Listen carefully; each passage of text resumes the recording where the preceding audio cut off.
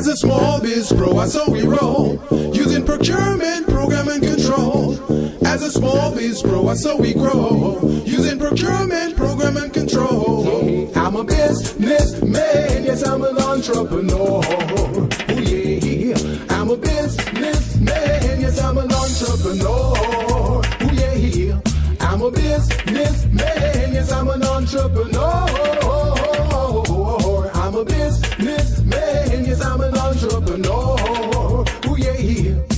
Crystal Mitchell, do you have my business plan? Just review the pages of my marketing plan. Crystal Mitchell, good do you have my afternoon, business everyone. plan? This is Gilbert Buchanan.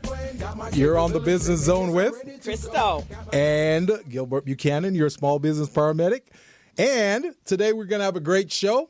For those of you who are just tuning in, this is the Business Zone. We're going to have a great show here today. We've got two fantastic guests, Crystal. That we do, and we're excited and looking forward. First of all, audience, we have redone our entry song. So you guys first of all, tell us who's singing. And then let us know how you like our new entry song. Oh, yeah, definitely. Let us know, and we've got a gift for you. If you can tell us who that singer is. Yeah, if you can tell us who that singer is and what you feel and what you think about the song, we'd really like that, and we got a gift for you. And you got two options, either Crystal or me, so it's one of us. One of the two of us. So, Gilbert, it's been a little while since we've been in this studio. It's been a while, Crystal. Seems like anyway, before the holidays. Did you have a good holiday? Oh, yes. I really needed that. I took some rest. I did nothing at all, and that was great. It felt good. Yeah, it did. And you know what I like best about it? Because it was 3 days, yes. or really 4 days, yes. right? But our people, our clients and customers and all that sort of stuff, they were busy with their families. So there was nobody calling me. Well, I have people calling me.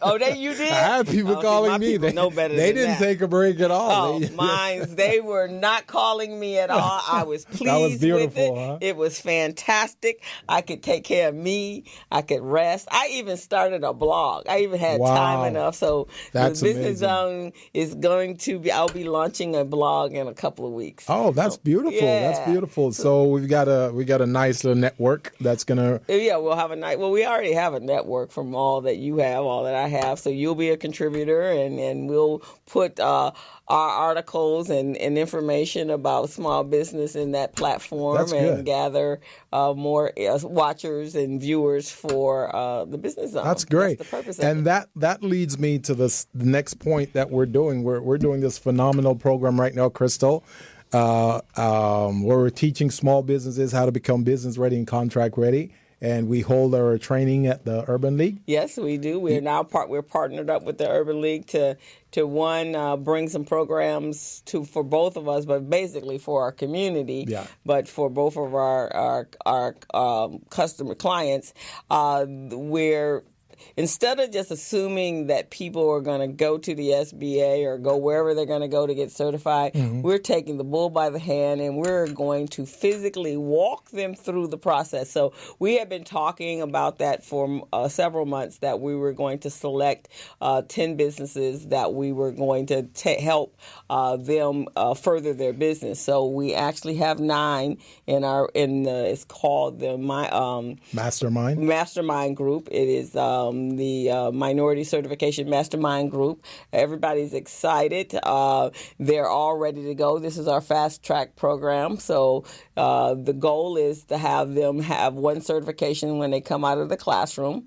And we had our first class just before the holidays, just before Thanksgiving. And we will have our next class on it's going to be a series of classes, but on the 11th through the 13th. The 12th, right? 11th through the 13th. Right. But the next class for the Mastermind Group is on the 12th. And we have a wonderful guest that's going to come in, Ms. Danetta Jackson from State of California, telling you, helping you understand how to do business and giving you a direct path to how to do business with the state of California. And I think that's great because there is a lot of programs out there, a lot of training programs who said, oh, we're here to help you. We can teach you how to get certified, and you get certified and you get contracts. And then participants go to these classes and that's it. Right. See, our class is different. It's not like that. We take them step by step. We teach them the process. Not only are we teaching them how to become certified, but we're also teaching them how to develop their business infrastructure. Right, exactly. So that business will be in order. All their key documents are in place. They're using a patent pending program, Small Biz Pro, to manage their documents and also identify procurement opportunities as well as conducting market research. It's amazing. And everyone that I've spoken to, they are so excited. My client, Jennifer, she has a social media program. It's a management program, a business, and I've been working with her for 6 years. And so I've been gearing her. She's a vet, and she's a woman-owned business. So I've been helping her grow her business so she would be ready for this.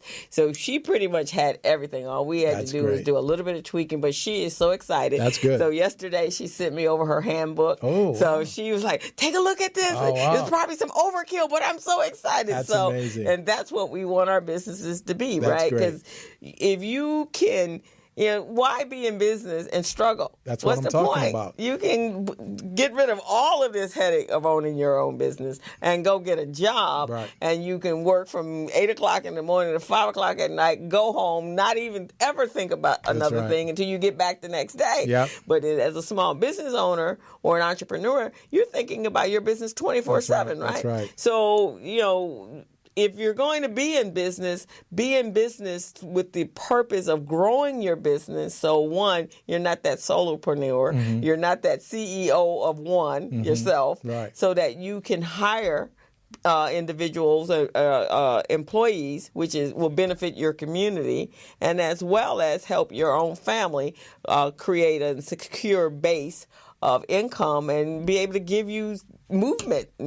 That is great. And be wealthy. And also, just for those of you who are just tuning in, want to let you know that this program, the components of this program it's a four-part class system, wherein the first class is capability statement, how to develop your own capability statement. The second one is building your business infrastructure. That means we provide you with our patent pending proprietary software called Small Biz Pro, wherein you'll be able to upload all your documents. You can access them from anywhere in the world using your smartphone, your tablet, or your laptop. And then we'll be doing certifications, teaching them how to become certified with the City of Los Angeles as well as the State of California.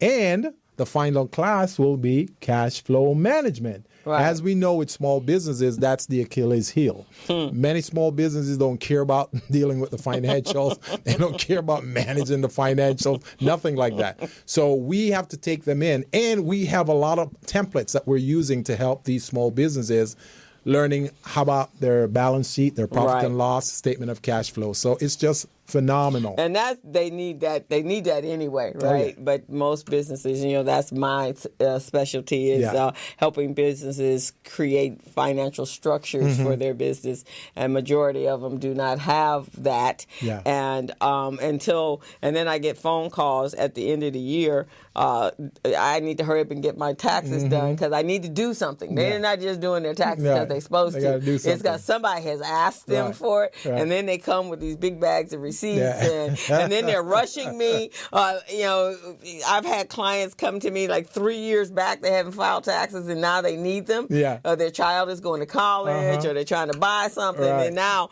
Crystal, make this happen overnight. No, this is supposed to be every month. You are supposed to be recording your income and your expenses and generating and analyzing how your business is doing. That's the only way you know how it's doing, right? And that's what we're hoping to do Checking the temperature of it. Yep. So that's the point of it. And if you are, the model of, our tagline is that we are helping businesses get business ready, contract ready, and bank loan ready. But if you're business ready, you are going to be contract ready, for sure. and you're definitely going to be loan ready, right? See, all of that is connected, and that's one of the things that we want them to understand, small businesses to understand, that once we get you to become business ready, contract ready, and bank loan ready, you're all ready for this. Right. And I just want to point again to our tagline here on our banner. It says, the Business Zone is all about helping small businesses to bring business, entrepreneurship, and supplier diversity together in order to create success. That's what this program is all about. Right, exactly. And yesterday I was having a conversation with someone. They called me, and I was actually a little surprised because I thought it's an assumption. It shouldn't have been an assumption because I know better. But they had all these. They were trying to sell ad space for a program that they have. They're actually going to launch a Christmas show, and in that conversation, you know how that happens. You start having conversation, and then you start finding out more stuff.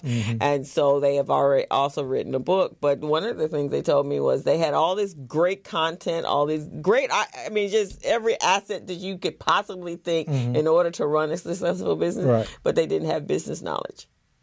Oh, my Lord.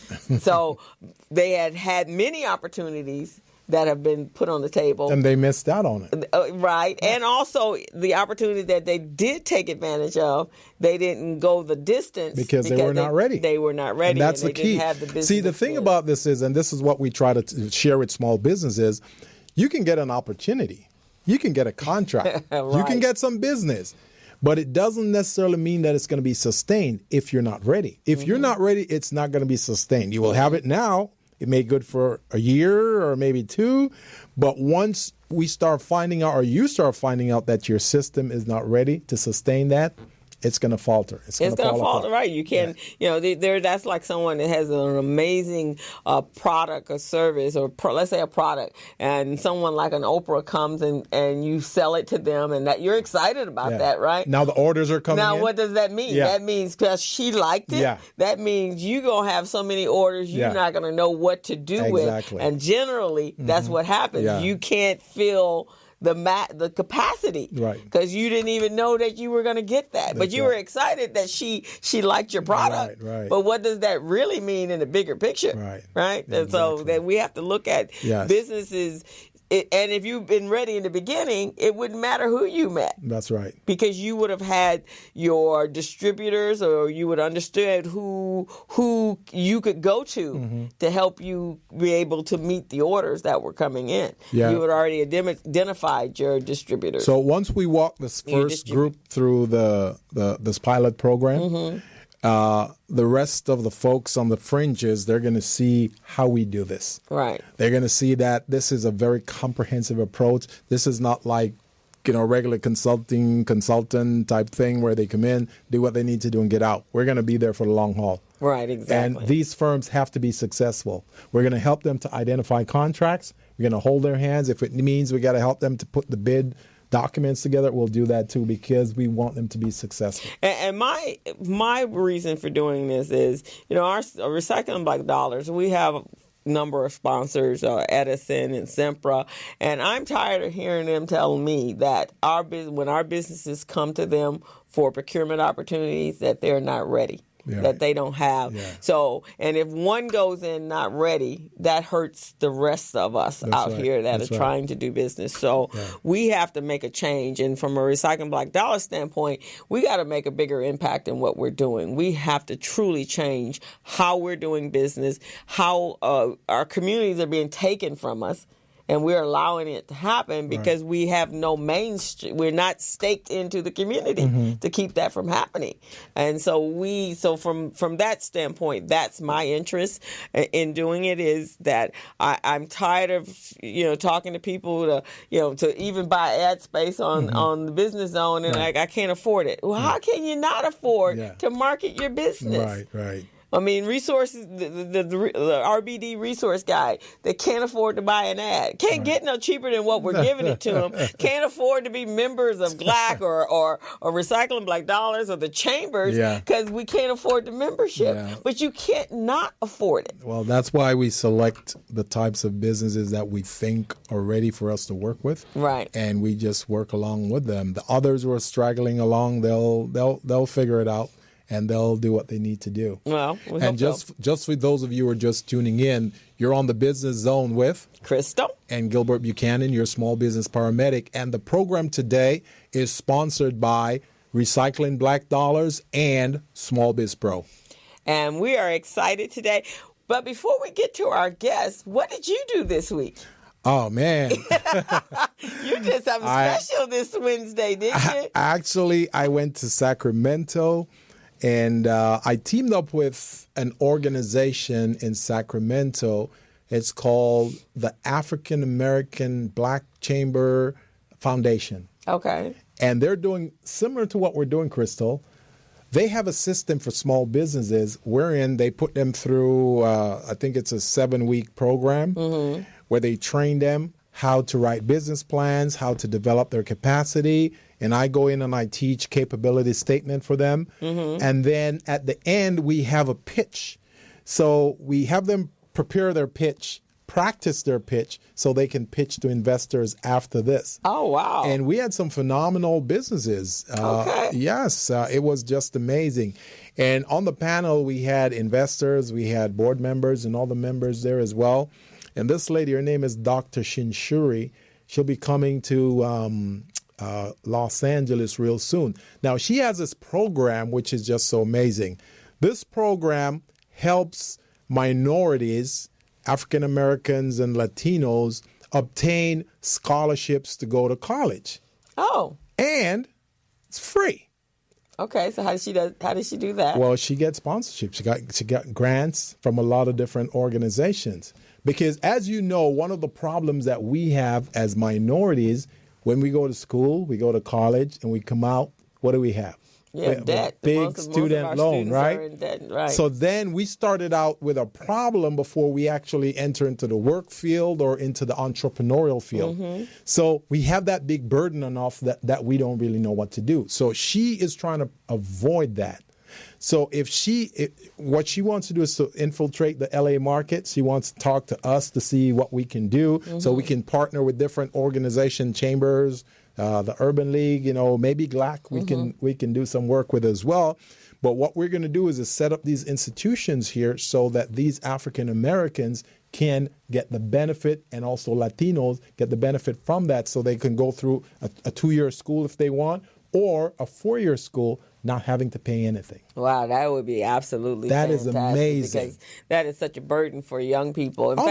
In fact, Susie Orsman recommends not sending your child to a 4-year or 5-year college. That's really what it turns out to be. Yeah. And, first, because a lot of kids go to school that first 2 years and they don't even really know what they want to do. So she recommends them go to a community college first, because that's the far last. So they can achieve that short-term goal, right? And finish all those. The required subjects, which is math and English and history and all that sort of stuff. Do that in community college. And then once they're sure about what they want to do, then they go to get their other 2 years at a university, because they're not $250,000 in debt when they come out of school. That's exactly And if they go for their master's, their graduate program, then you add on more to that, and that can be quite costly. And a lot of people are they're structuring this in such a way. They're saying, well,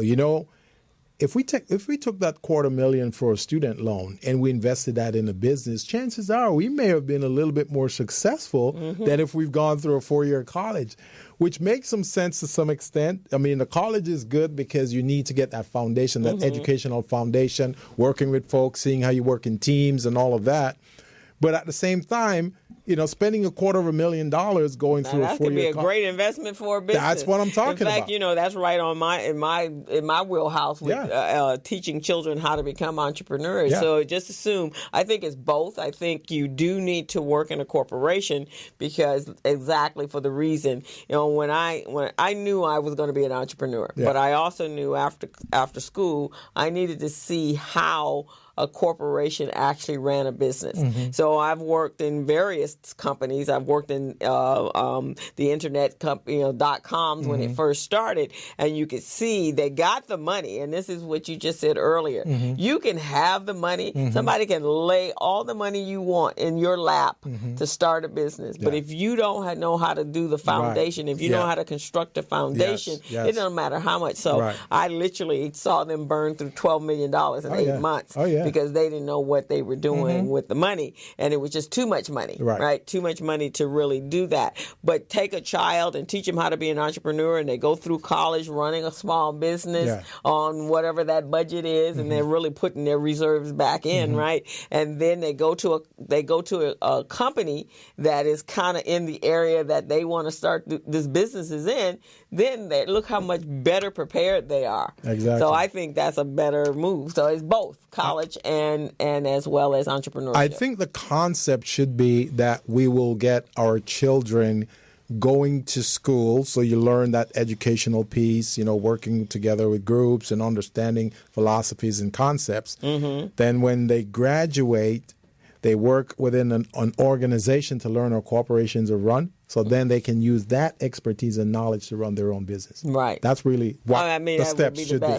The best of all worlds, right? That's what it should be. So that's fantastic. But that was great that you did that. Oh, yeah. It was just amazing. And I'm going back again this coming week. Okay, cool. So not only am I going to teach some workshops for the California Hispanic Chambers of Commerce, because I'm the procurement chairperson for that organization. But I'm going to teach a workshop on Tuesday for the Sacramento Hispanic Chamber. And then on Wednesday, I'm going to do the pitch again. I'm going to, be one of the panelists for the second leg of that. So it's just amazing. And I can't wait for that program to be launched because it's got so many great qualities to it. They put together a one-page business plan, which is amazing. I love it.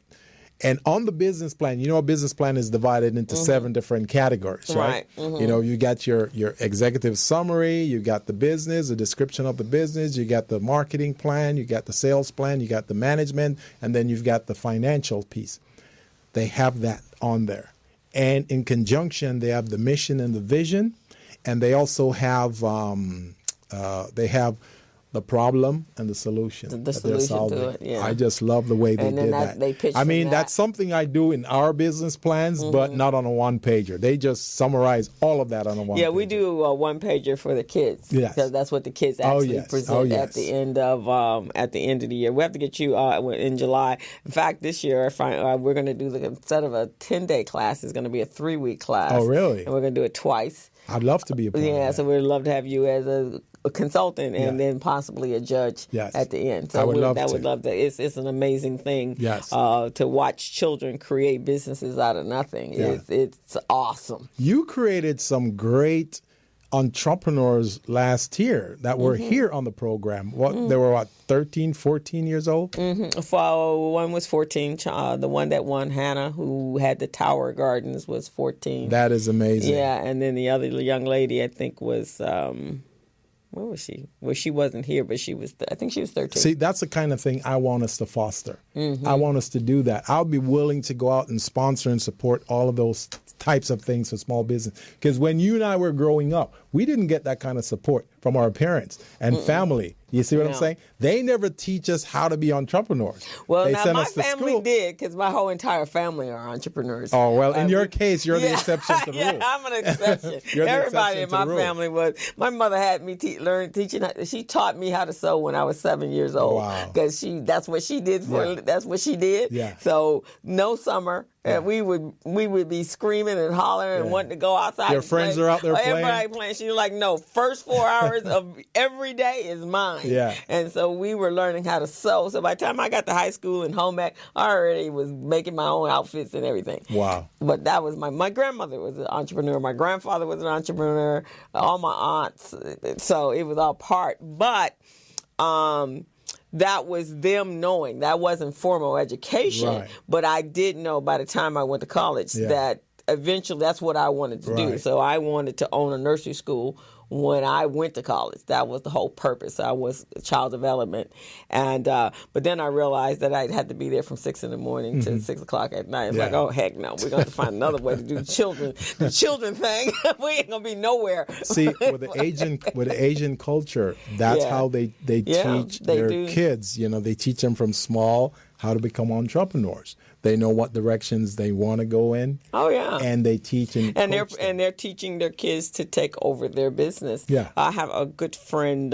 She has a company called National Fringe Benefits, and she and her husband today are in Brazil, but which their business has provided for them to travel now, right? And 2 weeks ago they were in Paris, and I mean they always got these wonderful. We're also jealous of them, but they are passing their business down to their daughter, and so when they're gone, she's running the business and she's carrying on the legacy of their business, right? Which is amazing. So we're going to actually, they're going to be part of the next group that we do in the certification. Yeah. And then we're going to have them on the show so that they can talk about what they do. That sounds great, which makes a great segue, right? Yeah, well, before we go to commercial, because we're going to have these two great guests, and we're probably going to get caught up in conversation. Yeah. So, Deron, I sent a flyer over, and so we want to talk about the class that we have coming up December 12th. Yeah. And then we want to talk about the 3 classes that we're doing with the Urban League. Excellent. So this is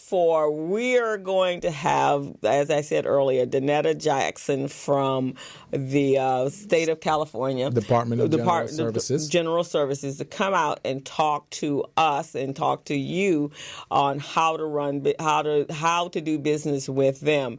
The class is going to be on December, which is Wednesday. It's a Tuesday. Tuesday, December 12th from 4 to 6, and it's at 4401 Crenshaw Boulevard, which is the Los Angeles Urban League's new location. And you need to register. You will go look on Facebook, and it is everywhere. I've just blasted it everywhere. And then as well as the Urban League is blasting it. So sign up today. Then the next classes that we have going on, we're doing something different. We have decided when we met with the Urban League to address industries that we as Black people already support and take those industries to the next level. So one of those industries is the beauty industry. The beauty industry, the gross revenues of about $15 billion. That's just hair weaves. That's not even the rest of it. That's $15 billion, right? So we want to help develop business owners to own beauty supply stores. And so Steve Ellis is going to be teaching a class on December 4th, specifically for hairdressers and barbers and anyone in the beauty industry, any professionals. And then on December 11th, he's going to be increasing your revenues with products and how to manage your money. And then Gilbert and I, and that is from 2 to 4, and those are on Mondays. So both of those dates are Mondays, which is the date that the hair beauty industry professionals are free. And then we will be doing business workshops on the 11th, the 12th, the 13th, and the 14th. We got a super busy week. Yeah. And that will be from 4 to 6 p.m. And they're going to be, the certification is on Tuesday. You're going to do business readiness? Yeah, business readiness. So we'll teach a small business what they need to do, what compliance documents they need to have in place. Okay, and then we're going to do it's year end. Is that time of the year to get your taxes together? So I'm going to be doing year end tax prep. So register for them. Go on our Facebook, on my Facebook, which is Crystal Mitchell. You can go on Recycling Black Dollars Facebook and find it there. You can go to my LinkedIn. It's there. And you can go to the Business Zone. So you cannot tell me you cannot find it, because I won't believe you at all, because I've been working really hard to make sure that you can find it. So register today. And those classes are free. So that's the best kind of price there is. Exactly. And just so you know, with the workshop on the 12th with the Department of General Services, not only are we going to teach you how to identify and access contracts, but we're hoping that you'll be able to identify some contracts that you may want to apply for before the end of the year and get yourself in that ball game, so you can at least have something being awarded to you, hopefully come January. So that's a plan right there. All righty. So now we can segue into a commercial. Yes. So, again, you've been watching The Business Zone with Crystal and Gilbert Buchanan, your small business paramedic. We're going to go ahead and take a quick break so we can come back to our special guest in the studio. Hello, meet Larry. Larry is a general contractor. Larry is very good at his craft, but Larry has a very tough time managing his paperwork because he is busy taking care of his clients' needs. Larry just cannot find his important business documents when needed. Larry is also being passed over for bid opportunities from prime contractors because he is perceived as not ready.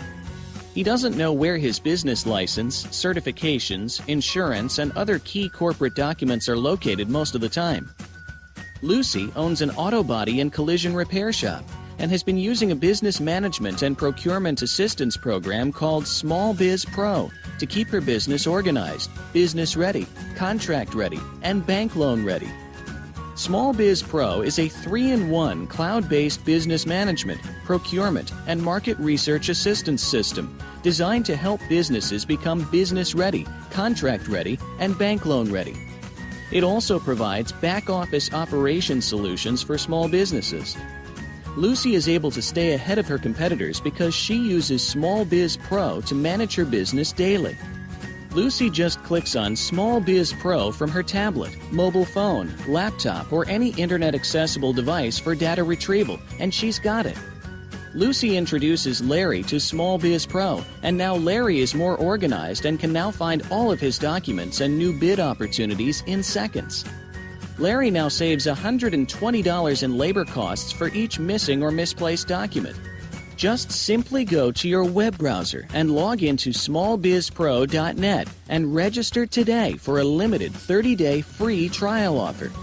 Services start as low as $1 per day. Let's put the competition out of business. Small Biz Pro. If you stay ready, you don't need to get ready. Register now at smallbizpro.net and begin saving money.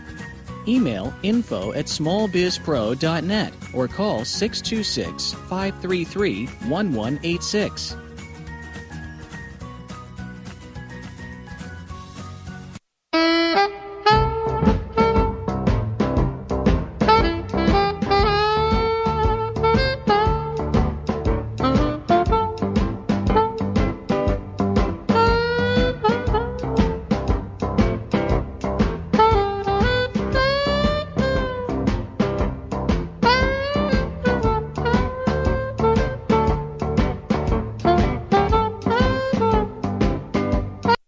Hello, meet Larry. Larry is a general contractor. Larry is very good at his craft, but Larry has a very tough time managing his paperwork because he is busy taking care of his clients' needs. Larry just cannot find his important business documents when needed. Larry is also being passed over for bid opportunities from prime contractors because he is perceived as not ready. He doesn't know where his business license, certifications, insurance, and other key corporate documents are located most of the time. Lucy owns an auto body and collision repair shop and has been using a business management and procurement assistance program called Small Biz Pro to keep her business organized, business ready, contract ready, and bank loan ready. Small Biz Pro is a 3-in-1 cloud-based business management, procurement, and market research assistance system designed to help businesses become business ready, contract ready, and bank loan ready. It also provides back-office operation solutions for small businesses. Lucy is able to stay ahead of her competitors because she uses Small Biz Pro to manage her business daily. Lucy just clicks on Small Biz Pro from her tablet, mobile phone, laptop, or any internet-accessible device for data retrieval, and she's got it.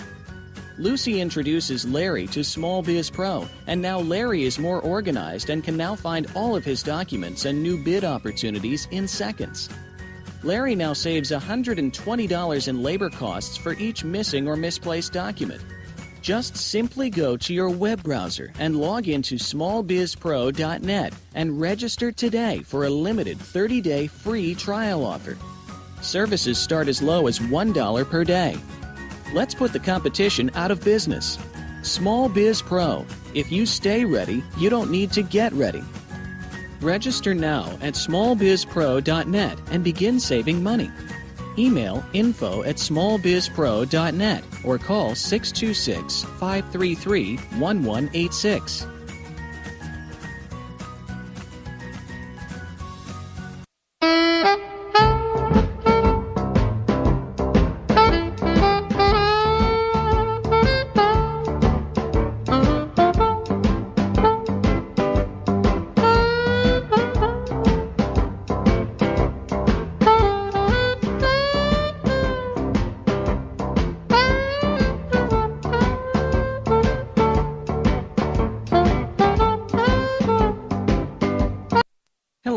Meet Larry. Larry is a general contractor. Larry is very good at his craft, but Larry has a very tough time managing his paperwork because he is busy taking care of his clients' needs. Larry just cannot find his important business documents when needed. Larry is also being passed over for bid opportunities from prime contractors because he is perceived as not ready. He doesn't know where his business license, certifications, insurance, and other key corporate documents are located most of the time. Lucy owns an auto body and collision repair shop and has been using a business management and procurement assistance program called Small Biz Pro to keep her business organized, business ready, contract ready, and bank loan ready. Small Biz Pro is a 3-in-1 cloud-based business management, procurement, and market research. So we're back on the air. This is Gilbert Buchanan along with Crystal Mitchell. And we're on the Business Zone. And today we got a fantastic guest here in our studio. Who do we have, Crystal? We have the current president of the Greater Los Angeles African American Chamber of Commerce, Miss Angela Gibson Shaw.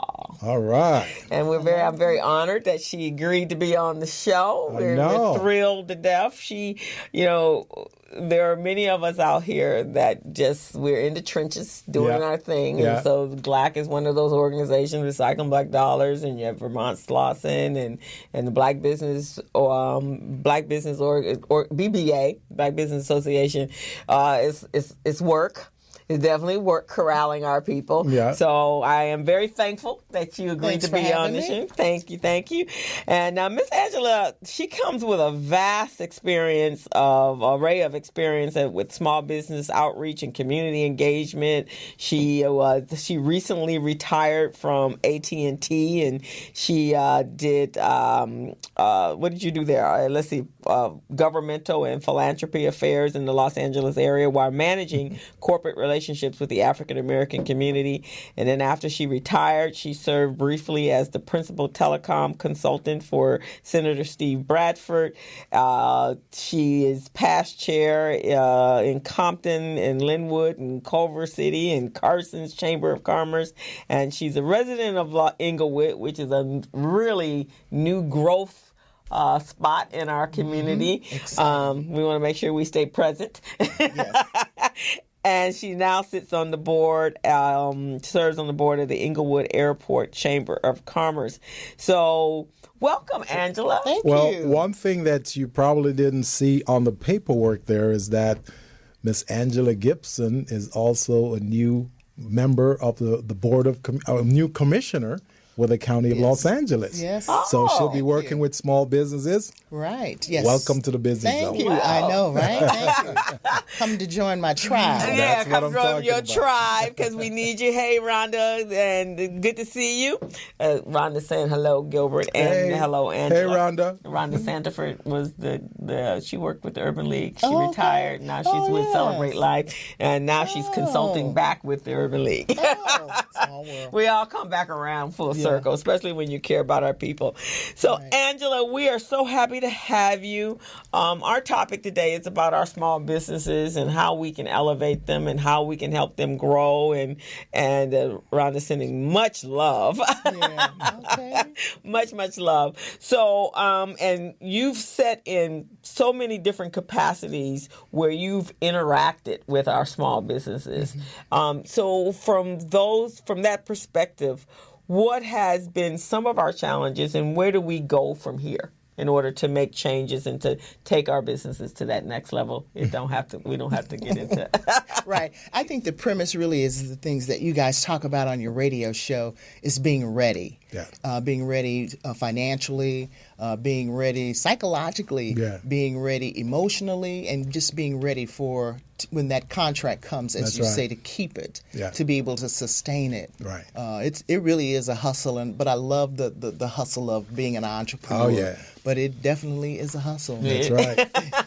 It takes special DNA to make this thing happen. It sure does. And I love the passion that I see in the businesses that come into GLAAACC. Oh, yeah. And so they're ready to take that next step. They're ready to go to the next level. They realize now that they need support and assistance, and they want to grow their business. Now, for some of the viewers who are viewing this show and listening to the show right now who've never heard of GLAAACC before, Can you tell them exactly what GLAAACC is? Sure. So GLAAACC is the Greater Los Angeles African American Chamber of Commerce.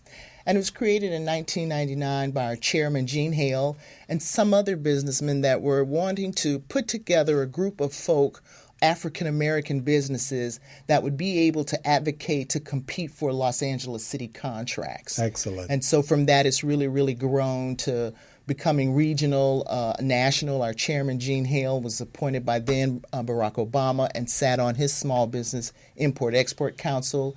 He's also an appointee of the mayor and the governor. And just recently, both he and I were, well, Gene's been on that commission for a while, but recently I was appointed to the Small Business Commission by Supervisor LA County Mark Ridley Thomas. Oh, that's great. Mm-hmm. That's phenomenal. Yes, and so that really gives us an opportunity to bring to the table of GLAAACC all the opportunities at the local, state, national, federal level of all of the opportunities. And so what we're doing is just really collecting those opportunities, the things that are going on right now, especially right now, unprecedented opportunities in our community.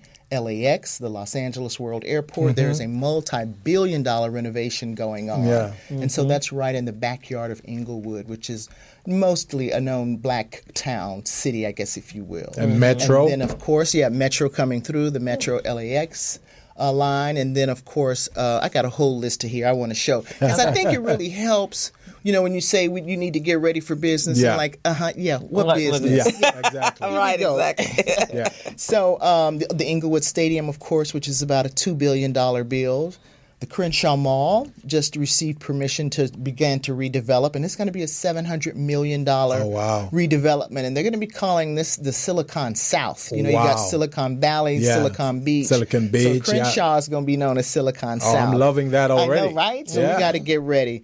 George Lucas just announced his museum that's going to be built in the Exposition Park area. Really? And so GLAAACC has met with those folks, and actually on December 5th, they're having a big small business outreach. So those that want to participate in the build of this George Lucas Museum, mm-hmm. his wife, Sister Melody Hobson, is going to be running it. Right. And so she's bringing the best team in to make sure that this museum is all that it can be to the community and that there is a high level of participation from businesses of color. That's great. And of course, GLAAACC sits at the table to make sure that African-American businesses are included, women-owned, veteran businesses are included at a high level. Mm-hmm. You know, of course, we want to see goals. It's not more good faith effort, and we're going to try to get y'all some. We want to see Actually, when I work with LA Community College District, mm-hmm. they talk about that. We call it good fake effort. It's not good fake. It's good fake. Because they're really faking it. They're really not trying to provide opportunities for small businesses. They're just saying, okay, we have reached out to 150 small businesses, but none of them was ready. So therefore, we can't provide them any opportunities. We don't want that anymore. We want to see legitimate opportunities. And one of the things that I really want to put out there, and I want all my audience to know, that these propositions that we're voting on, that they pop up every election cycle and we vote on it, we're voting to tax ourselves. And part of that is that once we vote to tax ourselves, then they're going to provide opportunities in those projects that you just talked about. That's right. Their projects Measure M, that's mm-hmm. Metro. They're going to be building stuff from now until next 40 years. Measure H and HH that address homeless. Yes. They're going to be, so there are projects and services that are needed to wrap around that stakeholder. And then also the governor's SB1, the whole mm-hmm. transportation funding. Yes. And Caltrans and that 12-cent gas tax. Mm-hmm. That all is for monies to improve projects and road way. Right. And so a lot of these projects now, GLAAACC is wanting to sit down at the table with each of these folks. We're meeting with them. Just got through meeting with the NBA because in February 2018, the NBA All-Star Games will be held in Los Angeles. Oh, wow. Oh, wow. And so if you go to their website, I don't have it right at my fingertips, but there's a place there you can go and register as a business, and they're looking for minority businesses. Really? There are many, many, many opportunities for catering and IT and photo, all kinds videography, of services, because it's a whole all of that week. stuff. It's a whole week of activities around the All-Star Games. Mm-hmm. We're even looking at the 2028 Olympics. That's what we're talking about. We want to be dialed in there, because another thing that Gene really talks about is you've got to be there before the deal is done. That's right. By the time they announce that we want to share with you guys what the opportunities are, it's really a wrap. And so what you're seeing now is just all for show. But what you want to do is start getting ahead of it. LAUSD. We recently were invited to sit in on the Santa Monica Malibu Unified School Districts. They might be a little ways away, but still, there are contracts and opportunities that organizations such as ours are bringing to our community to tell you, hey, let's go get paid. The Port of LA, the Port of Long Beach.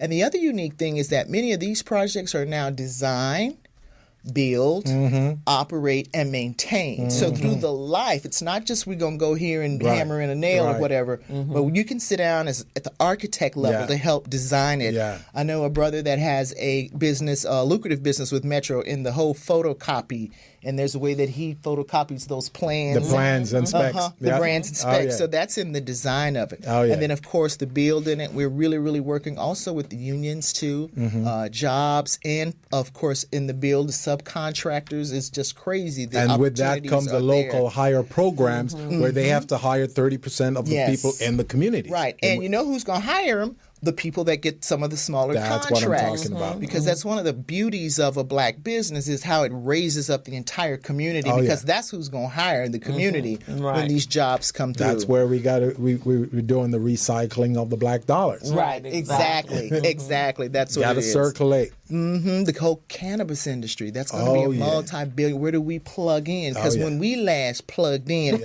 we got in trouble. So we want to plug in on an official way and yes, and get paid for that. Dr. Dre and Jimmy Iovine just announced their groundbreaking ceremony of an academy again that they're going to build at USC over at Exposition Park. And it's just lots and lots and lots of, we're in the way of lots of opportunities. So what we're trying to do is put all this information together, meet with these folks to advocate for real participation at the design, the build. You can either help operate it and you can help maintain it too. Those are lucrative contracts too, those janitorial contracts. So especially at those stadiums that are being built. So we sit down with these folks and advocate for pieces of the pie to the various, and then bring that information back to our membership and then help them get ready. So now there's all this money out here, right? And so you're in a business and you got something, a service that you want to provide, but we need you to be ready now. So now we get you ready to go after these. Got to get them ready. Yes, right. And that's why we're doing what we're doing. So we're not just sending you to the SBA to fill out an application, and then you don't know what to do with it, because that's what happens to a lot of our businesses, right? Correct. They just fill it out and they have the certification. Right. But they don't know how to they don't know how to bid. They don't know who's out there. That's true. And so that's why Gilbert and I said, let's sit down and let's make this happen. Let's do a hands-on and walk them through the process, bring people in so that you can have that conversation so that they see it's real. Because what's interesting is most of our small businesses think that certification or contract business is just for the construction industry. Right. No, not at all. Not at all. For instance, just being appointed recently to the LA Commission, one thing they say, they buy everything from paper clips to airplanes. And so if you sell it, they probably buy it. But you're right. You want to get certified. But they even talk about just at least get registered. That's what I'm talking about. I mean, we can do certification later. And if you've got your hustle right, they'll make sure you get certified. But they want you to register. They want you to register. And so that's the kind of workshops that we have. We work with you guys all the time on workshops to get certified. Get ready. Teaming, joint ventures, business plans, working on capability statements. Gilbert, we'd have you down there to do a couple of those.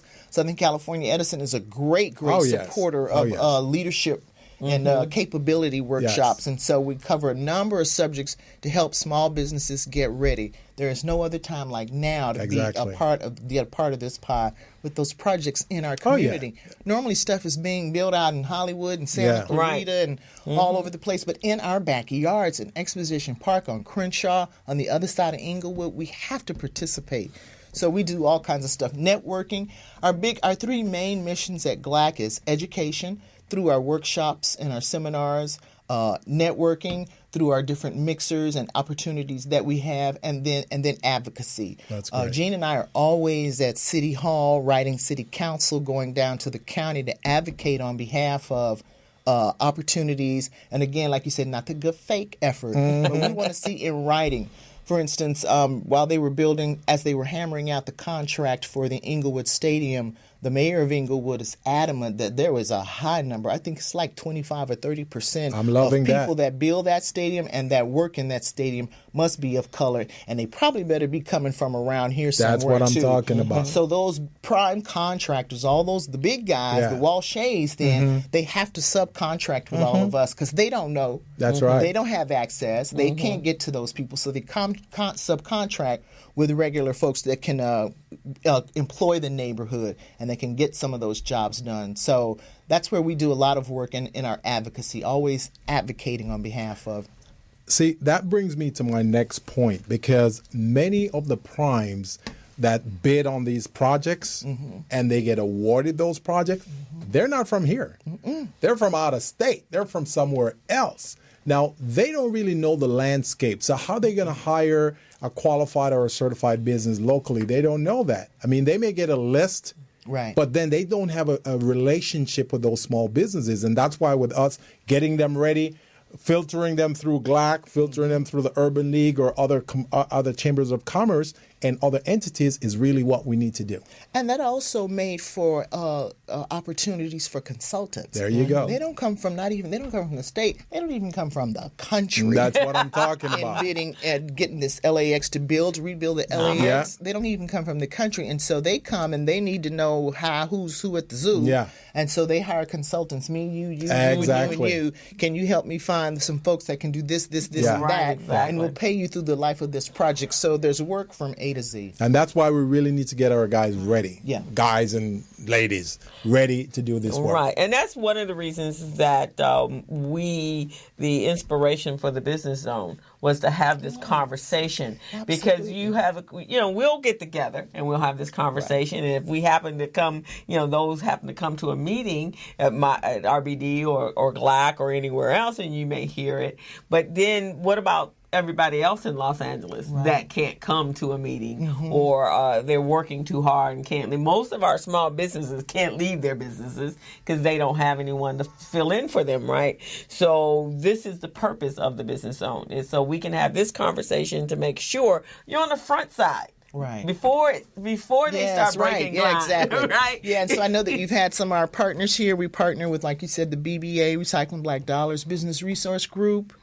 Vermont Slauson, Joe Roseanne, Gilbert Buchanan, the Business Zone, the Crenshaw Chamber, the definitely. SBA, all the supplier diversity people. There are lots of folks of color that work at corporations. Exactly. And so they have an inside scoop too. Oh, yes. So that's all about that networking. Yes. That's the networking piece that you do at these different organizations. Can't forget NABO, the women's organizations. Yes. And then there are veterans organizations too. So there's an association. There's so many benefits with plugging into an organization such as GLAAACC. Yes. So that you can be in like company, that we can band together and have a bigger voice to go advocate for our piece of the pie for this economic development. That's what it's all about. Excellent. What's going on right now. Excellent. Now, go ahead, Crystal. You have a scholarship program as well through We do. Through GLAAACC, right? We do. GLAAACC also has its own nonprofit 501c3. It's called the GLAAACC Education Fund and Foundation. And what we do is every year we go out to the 4 inner city high schools, what is it, Crenshaw, Washington Prep, Dorsey, and another one. I can't think of it right now. Mm-hmm. And through a competitive application process, we choose 2 students, high school seniors from each of those 4 high schools that are on their way to college, and we give them scholarships. I like that. And those that have kind of a business slant, that's our focus too. That's great. We actually also have a business evolution program where we're mentoring one person at a time at GLAAACC through a competitive process. Right. We pick one of our small members and mentor them and match them up with an intensive 12-month kind of mentorship program with one of our corporate members. We've had Honda, we've had IBM, we've had Bank of America, we've had Wells Fargo. And so what they do is take one of our small businesses, and for 12 months, let's take a look at your books. Mm-hmm. Let's take a look at your business plan. Let's take a look at your branding, your business, your website. Let me show you how we do it here. Yeah. Mm-hmm. And so just kind of, it's almost like a finishing school, I guess, if you will. Mm-hmm. I like that. And then help them with network, with access. Yeah. Here's some folks, some contacts that may be helpful that could maybe use your services. Yeah. And so that, again, is a great program that we have, too. That's developing, remaking, upgrading one business at a time. That's excellent. Fantastic. Excellent. That's now, fantastic. for those of you who are just tuning in right now, you're watching and you're listening to the Business Zone with Krista and Gilbert Buchanan, your small business paramedic. This program is sponsored by Recycling Black Dollars and Small Biz Pro. And speaking about recycling black dollars, Crystal, do you want to tell our audience how many times the black dollar gets circulated in the community before it disappears? 6 hours. 6 hours.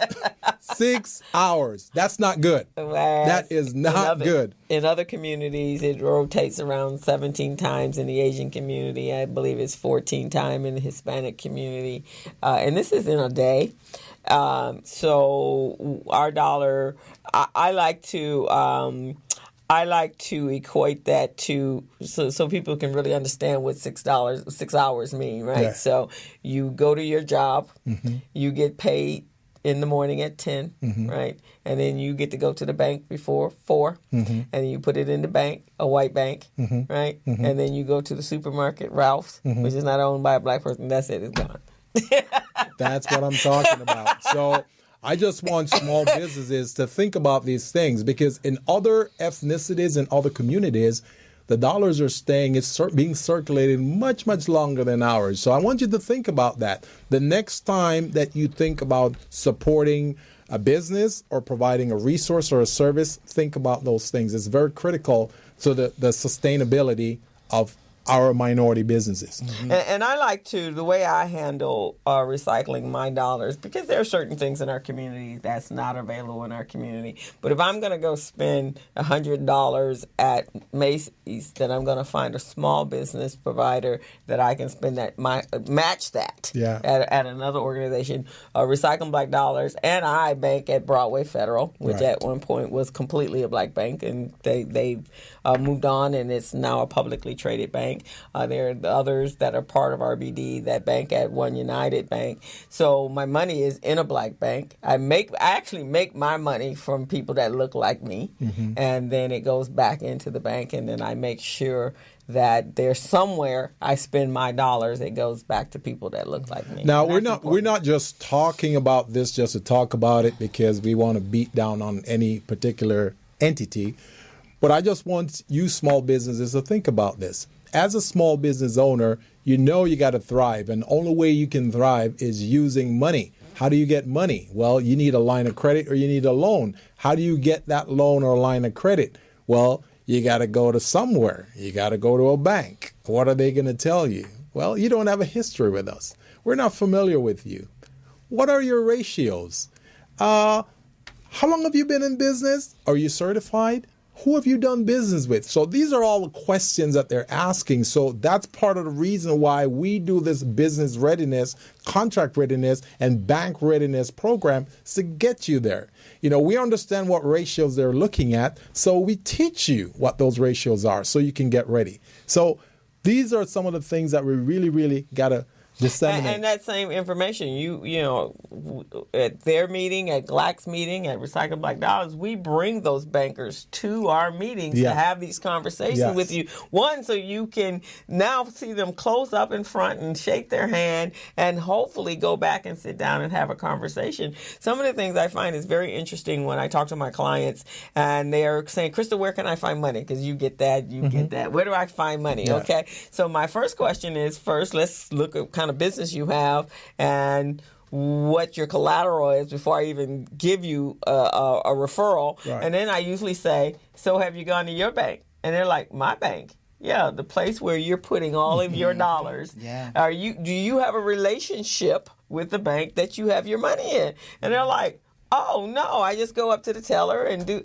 No, you should have a representative. When I go to Broadway Federal, I don't care, any of the 3 branches. Hi, Christo. Hi, how you doing? The minute I hit the door, all 3 branches know me. And that's exactly how it should be. I have gone into banks before, and, you know, I won't say their name. I'll just say the big 3. You'll know who they are, okay? I've walked into those banks, and I'm trying to establish a relationship with the banker there. And then I go back next month, that person's totally gone. It's a different person. So now I got to start a new relationship. And it just keep happening like that every month. I said, you know what? I get tired of it. So then I went to another bank, which was U.S. Bank. Those guys are relationship banks. Yeah. Those guys, they keep their employees there forever. They don't get rid of them every other month. who don't understand your business. They don't understand where you're coming from, your philosophy. So that's what I want small businesses out there to do. Establish a relationship with a bank. When you walk in a bank, if they don't know your first name, get your money and get out of it. And you know what, you guys, at GLAAACC, not only did we have seminars and workshops with all of our banking friends, they're all part of the membership, but we also had a couple of workshops this year that talked about angel investors. Yeah. UCLA hosted one, and there were a number of folks that came and talked about other ways to get money, angel investors, and how to pick them, the GoFundMe kinds of projects, especially that look to startups. They want to give money to, especially those that are technical in nature. And then most recently, we also had a workshop that talked about alternatives to regular kinds of banks. In our recent workshop on November 1st, you were there. Gilbert, we had a brother that is with an alternative lending company called Lendistry. Oh, yes. And he had a really interesting take on he gets money from investors and looks for a certain kind of business to invest it in, but he says that he doesn't look at your FICO score and your bank records and your tax returns. He says he looks at your social media page. That's what I'm talking about. Because if you don't have no friends, you don't have no customers. That's what I'm talking about. He gives you some money. He wants to know how you're going to pay it back, and so he needs to see how you socially your interact network. At what level, your social worth, and that way he knows that he's got a better chance of making some real interesting alternatives to traditional banking. And actually, that's interesting you said that, because I was reading an article from Experian, and they are collecting data, and they were saying alternative data, and that's where they're going is to your social media outlets to see, you know, what are you selling on your pages? Are you interacting with everyone on your pages? You know, or are you just this obscure business that have no connection to anybody? Because there are so many businesses in our community that are afraid to have a Facebook page or a LinkedIn page. They think it's an invasion of privacy, and no matter how you try to explain it, they're like, oh, no, they'll know everything about me. No, it's a business page. It's not about, we don't want to know where you walking your dog. We don't care about that. We don't care about your babies or your grandbabies. You need to have a page that, you need to have a carbon footprint on the internet. And if you're in business, you need to keep it clean. You need to keep it clean. I went to a meeting the other day to meet with some folks who they wanted to talk about partnering with GLAAACC, and I went to introduce myself, and she said, oh, yeah, I know, I Googled you. I mean, this is like some older, other folks. And oh, okay, that's how, you can give me your resume, but I already looked you up. Well, right, and that's really what's happening. Well, actually, employers do that. I tell my students all the time, make sure if you're looking for a job, you better clean up your Facebook pages, make them private. If there's some other stuff on there that is your alter ego, close that, shut that one down, make it super private, only have your friends have access to it, and then you have a personal, public page that then talks about you and positive stuff. Right, and work those LinkedIn pages. You have to really work your social media pages. Work on it and really be mindful of the kinds of things that you put out into the universe. That because lots of people are looking to provide, a blessing to you, but and so you want to have that. I'm ready. And then that's the first place they're going to go. I do that. I mean, if I need to know, I meet somebody, I need to know, who you are before I do business. I'm looking for somebody to do my taxes, or I'm looking for something, or this or that, or whatever you do. You start surfing, social media. Yeah, you start, and then you ask for referrals from friends and stuff. Leo Kabline said hello, Angela. He says hi. Absolutely. Our special guest in the studio today is Miss Angela Gibson, President. Shaw. I just got married. And so Angela Gibson Shaw. New to that new last name. But we both Shaw. We just want to let you know, and she's a president of GLAAACC, which is a Greater African American Chamber of Commerce. And they've got some great opportunities there. If you've never heard of the chamber before, I'd like for you guys to check out that chamber. Go check it out. It's an opportunity for you to access resources. And my co-host on the show is Krista. And I'm Gilbert Buchanan, your small business paramedic. We're going to go ahead and take a break, and then we'll bring up our next guest. So take a break. We're going to give her a few more minutes because she has an event coming. Yeah, let me tell you the website. Okay. Yeah, when we come back from break. Okay. We'll do that when we come back from break. Yeah, because you got a Christmas event coming up. Take a break. Yes. Yeah. Hello, meet Larry. Larry is a general contractor. Larry is very good at his craft, but Larry has a very tough time managing his paperwork because he is busy taking care of his clients' needs. Larry just cannot find his important business documents when needed. Larry is also being passed over for bid opportunities from prime contractors because he is perceived as not ready. He doesn't know where his business license, certifications, insurance, and other key corporate documents are located most of the time. Lucy owns an auto body and collision repair shop and has been using a business management and procurement assistance program called Small Biz Pro to keep her business organized, business ready, contract ready, and bank loan ready. Small Biz Pro is a 3-in-1 cloud-based business management, procurement, and market research assistance system designed to help businesses become business ready, contract ready, and bank loan ready. It also provides back-office operation solutions for small businesses. Lucy is able to stay ahead of her competitors because she uses Small Biz Pro to manage her business daily. Lucy just clicks on Small Biz Pro from her tablet, mobile phone, laptop, or any internet-accessible device for data retrieval, and she's got it. Lucy introduces Larry to Small Biz Pro, and now Larry is more organized and can now find all of his documents and new bid opportunities in seconds. Larry now saves $120 in labor costs for each missing or misplaced document. Just simply go to your web browser and log into smallbizpro.net and register today for a limited 30-day free trial offer. Services start as low as $1 per day. Let's put the competition out of business. Small Biz Pro. If you stay ready, you don't need to get ready. Register now at smallbizpro.net and begin saving money. Email info@smallbizpro.net or call 626-533-1186.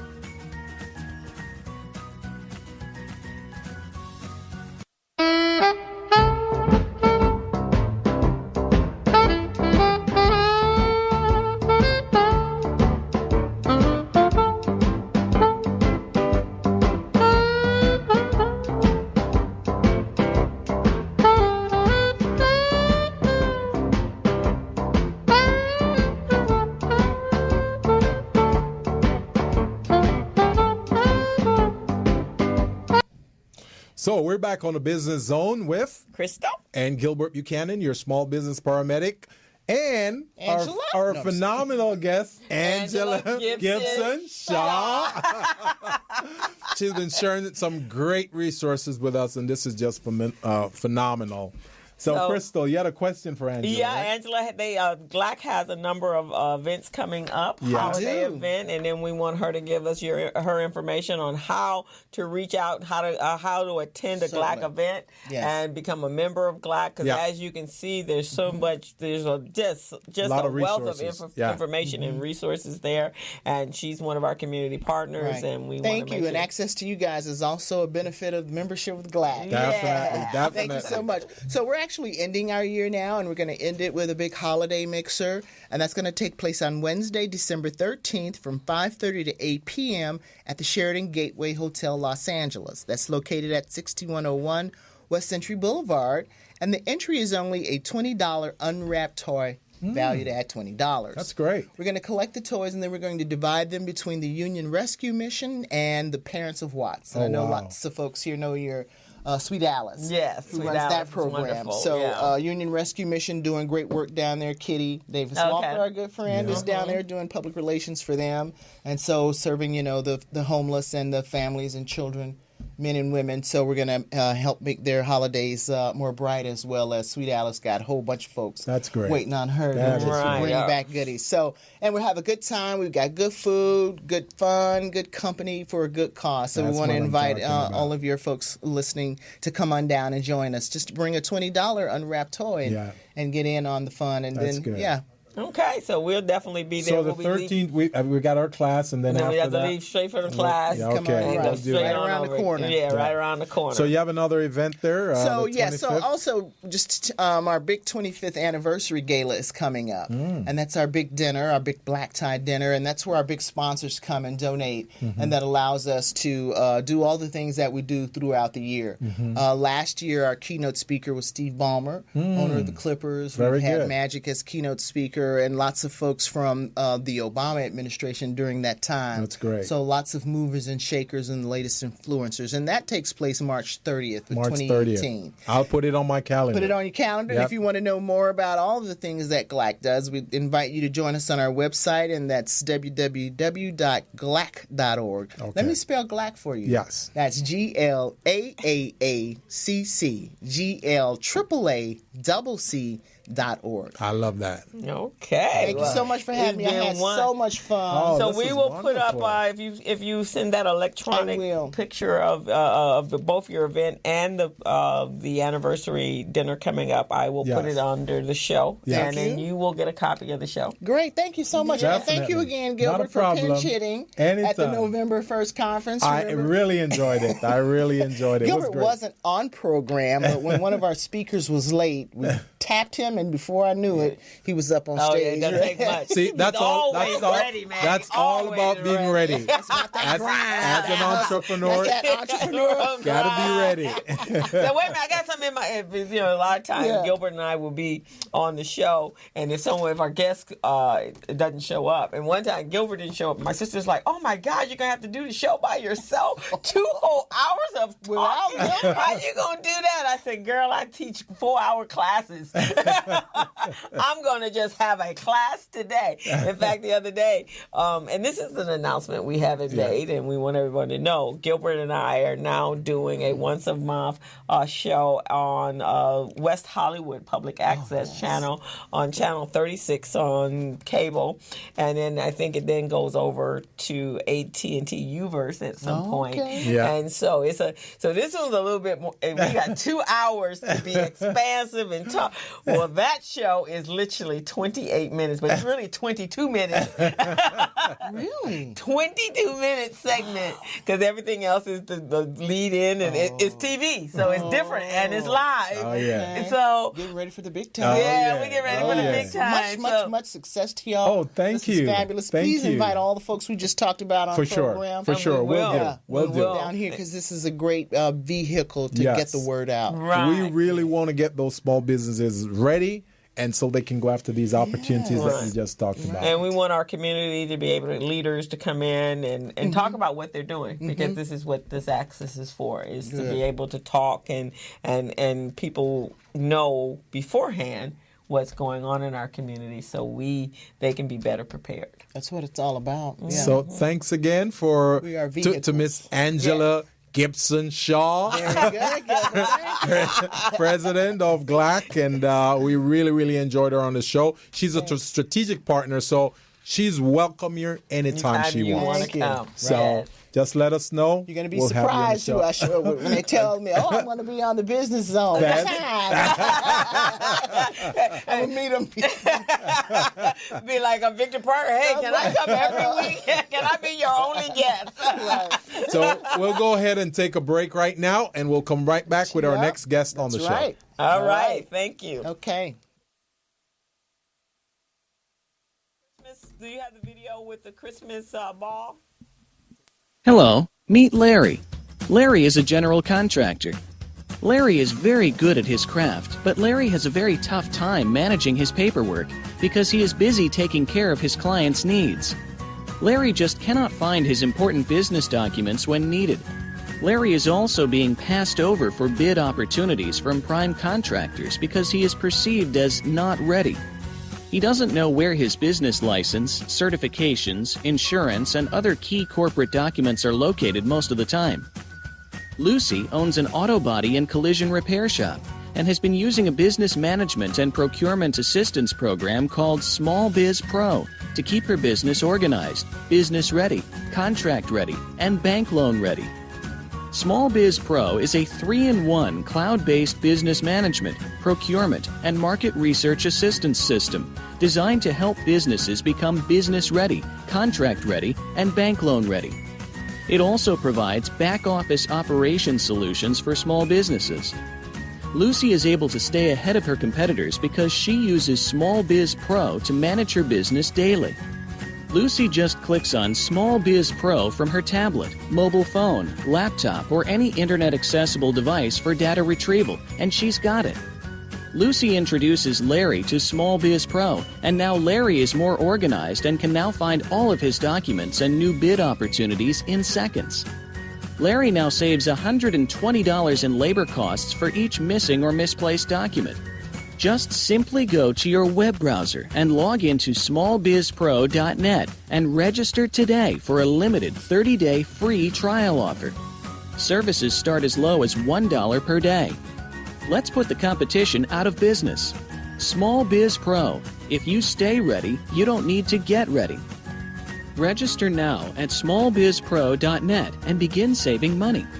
Email info@smallbizpro.net or call 626-533-1186.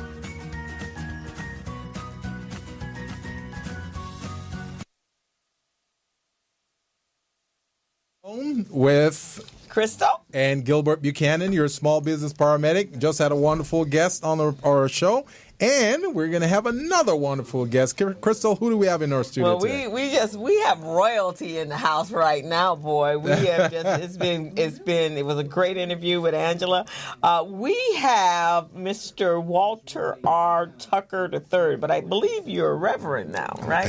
Pastor. So Pastor Tucker is here, and we're going to be talking to him about his rise, his fall, and now his rise again. Mr. Tucker comes from a family of politicians. Yes. And he as well was the L.A. deputy. I was a deputy DA. DA for the city of Los Angeles. For L.A. County. L.A. County. And then he was the mayor of Compton. And then from there, he went to Congress. That's correct. And then he's going to tell you what happened after that. And so we're really happy to have you here. Your father was the mayor of Compton, right? That's correct. And so you grew up in a political family. That's correct. Okay, so welcome to the show. We're so happy to have you. Angela, so glad to be here, and been sitting in the studio audience and listening to Angela, and wow, y'all had just a wonderful show with her. Thank you. Yeah, Thank you. Very informative. Welcome to the Business Zone. Very stimulating. Yeah, thank you. Yeah, that's what we want the Business Zone to be, stimulating and informative for our community. Absolutely. So tell us a little bit about who Reverend Tucker is. Well, as Crystal was saying, I am the son of the former mayor of Compton, Walter R. Tucker II, who was also a dentist, so he was a businessman. Okay.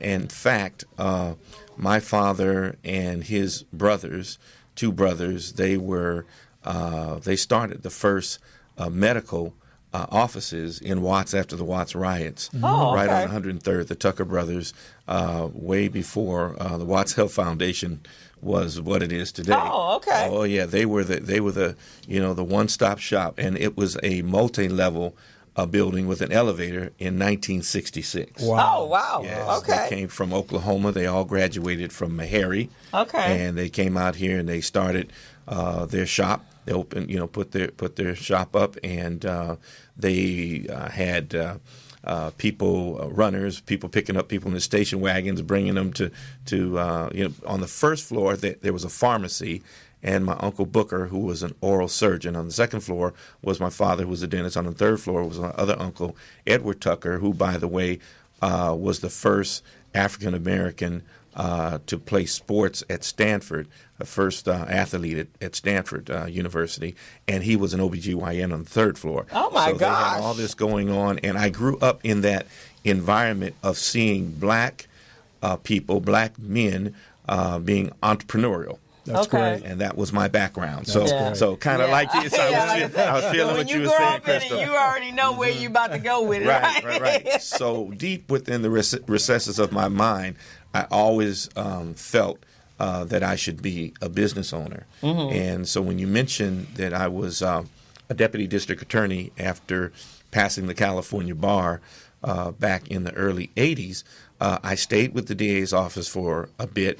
But when I left the DA's office, I opened up my own practice in Compton. Okay. Yes, right on Compton Boulevard. And so that was my first stint, 1986, as a business owner. Oh, okay. That's Okay. amazing. Wow, That is wow! amazing. It's really cool when you Yeah. come from entrepreneurs. Oh, yeah. Because it's a whole different. You think differently. Yeah. Yes. Right. You Yes. think really without limits. Right. Because you're not, and then if you do work within the confines of a corporation, for me, I felt caged. Right. I was like, okay, y'all not even letting me think because you got to think fast. You got to pivot quick as an entrepreneur, and that's what my family did. Yeah. Well, a couple of quick points on that. First of all, one of the things that I always talk about as a pastor, and again, I'm going to get into this a little later about the role of a pastor and an entrepreneur and how that all plays in this whole scope, is that I always talk about the fact that more is caught than taught. And that doesn't mean that you shouldn't teach, because I'm a pastor teacher. Right, but what I'm saying is that, like you said, you grew up in an environment where you saw African Americans being business owners and being entrepreneurs, just like this generation growing up right now. Whereas we used to say, wow, I hope maybe I might see a black president in my lifetime. We used to Right. say things like Right, that just a few exactly. years ago. Just a few Yeah. years Now we've ago. got a whole generation that's grown up. That's not even an issue. That's Right. not a. So, Yeah. but because they have seen it. Right. Right. And when you can see something, Right. it just creates See more reality. feasible. That's Yeah. right. So a lot is caught.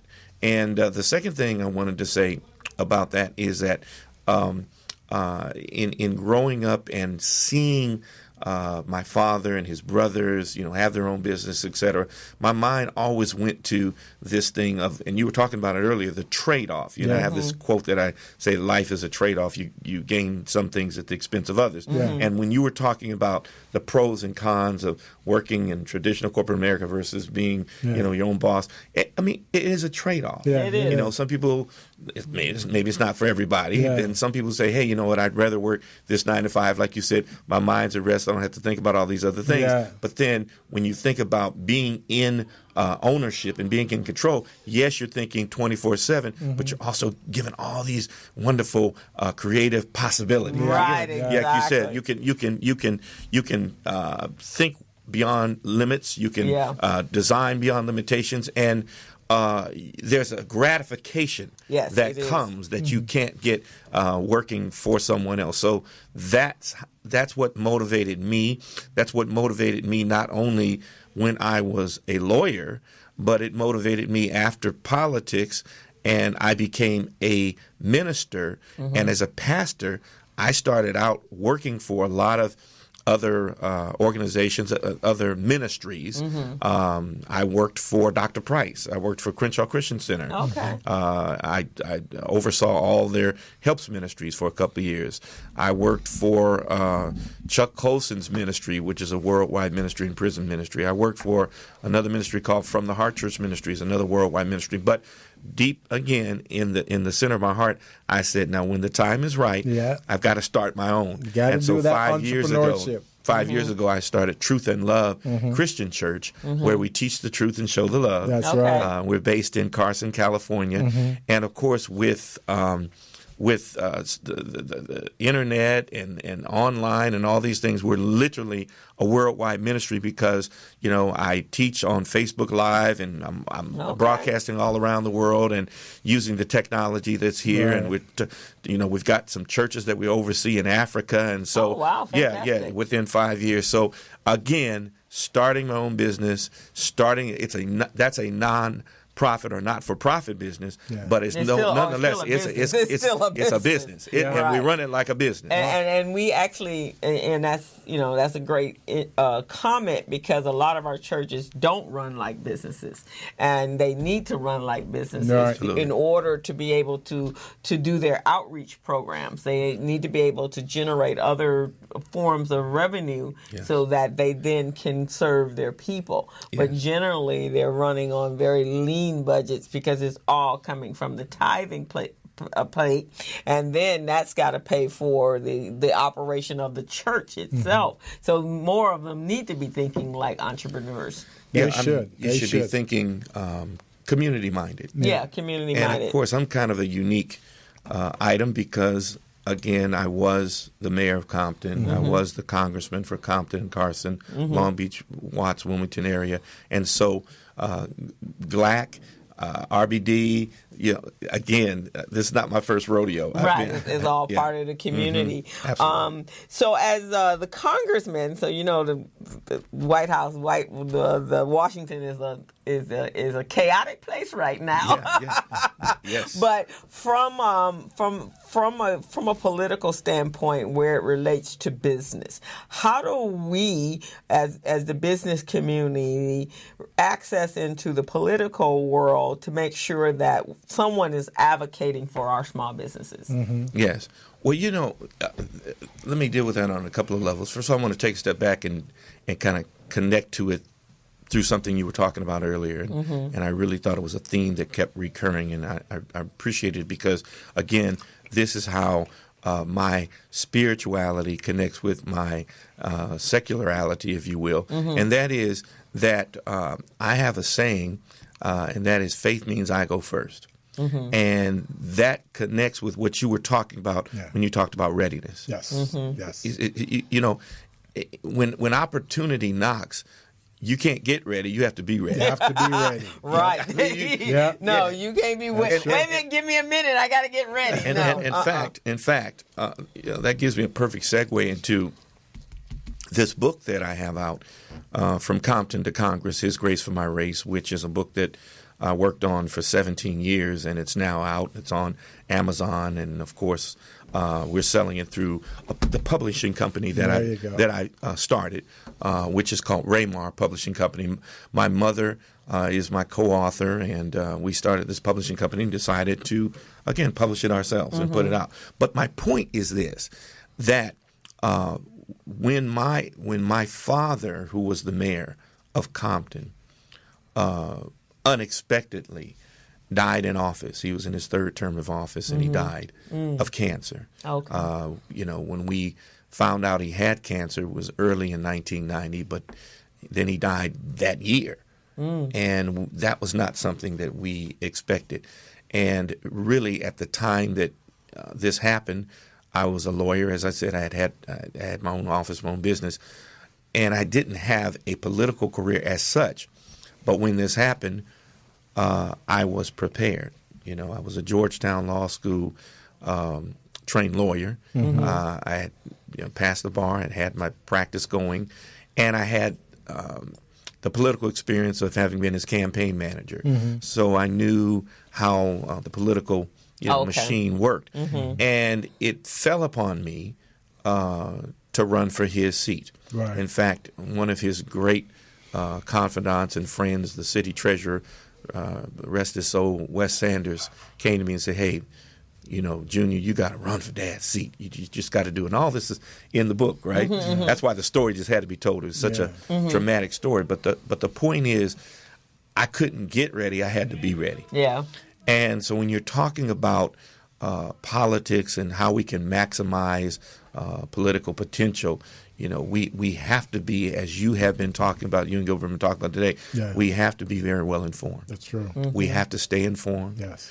We have to be well read. We have to be well informed. We have to be networking. That's right. And we have to be ready because anything could happen, whether it is you being drafted into office.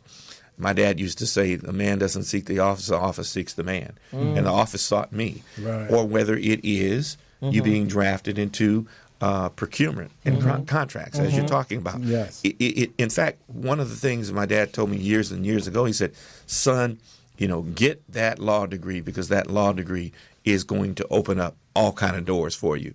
So it's the same thing when you talk about things like registration, business plan. Being ready is going to open up all kinds.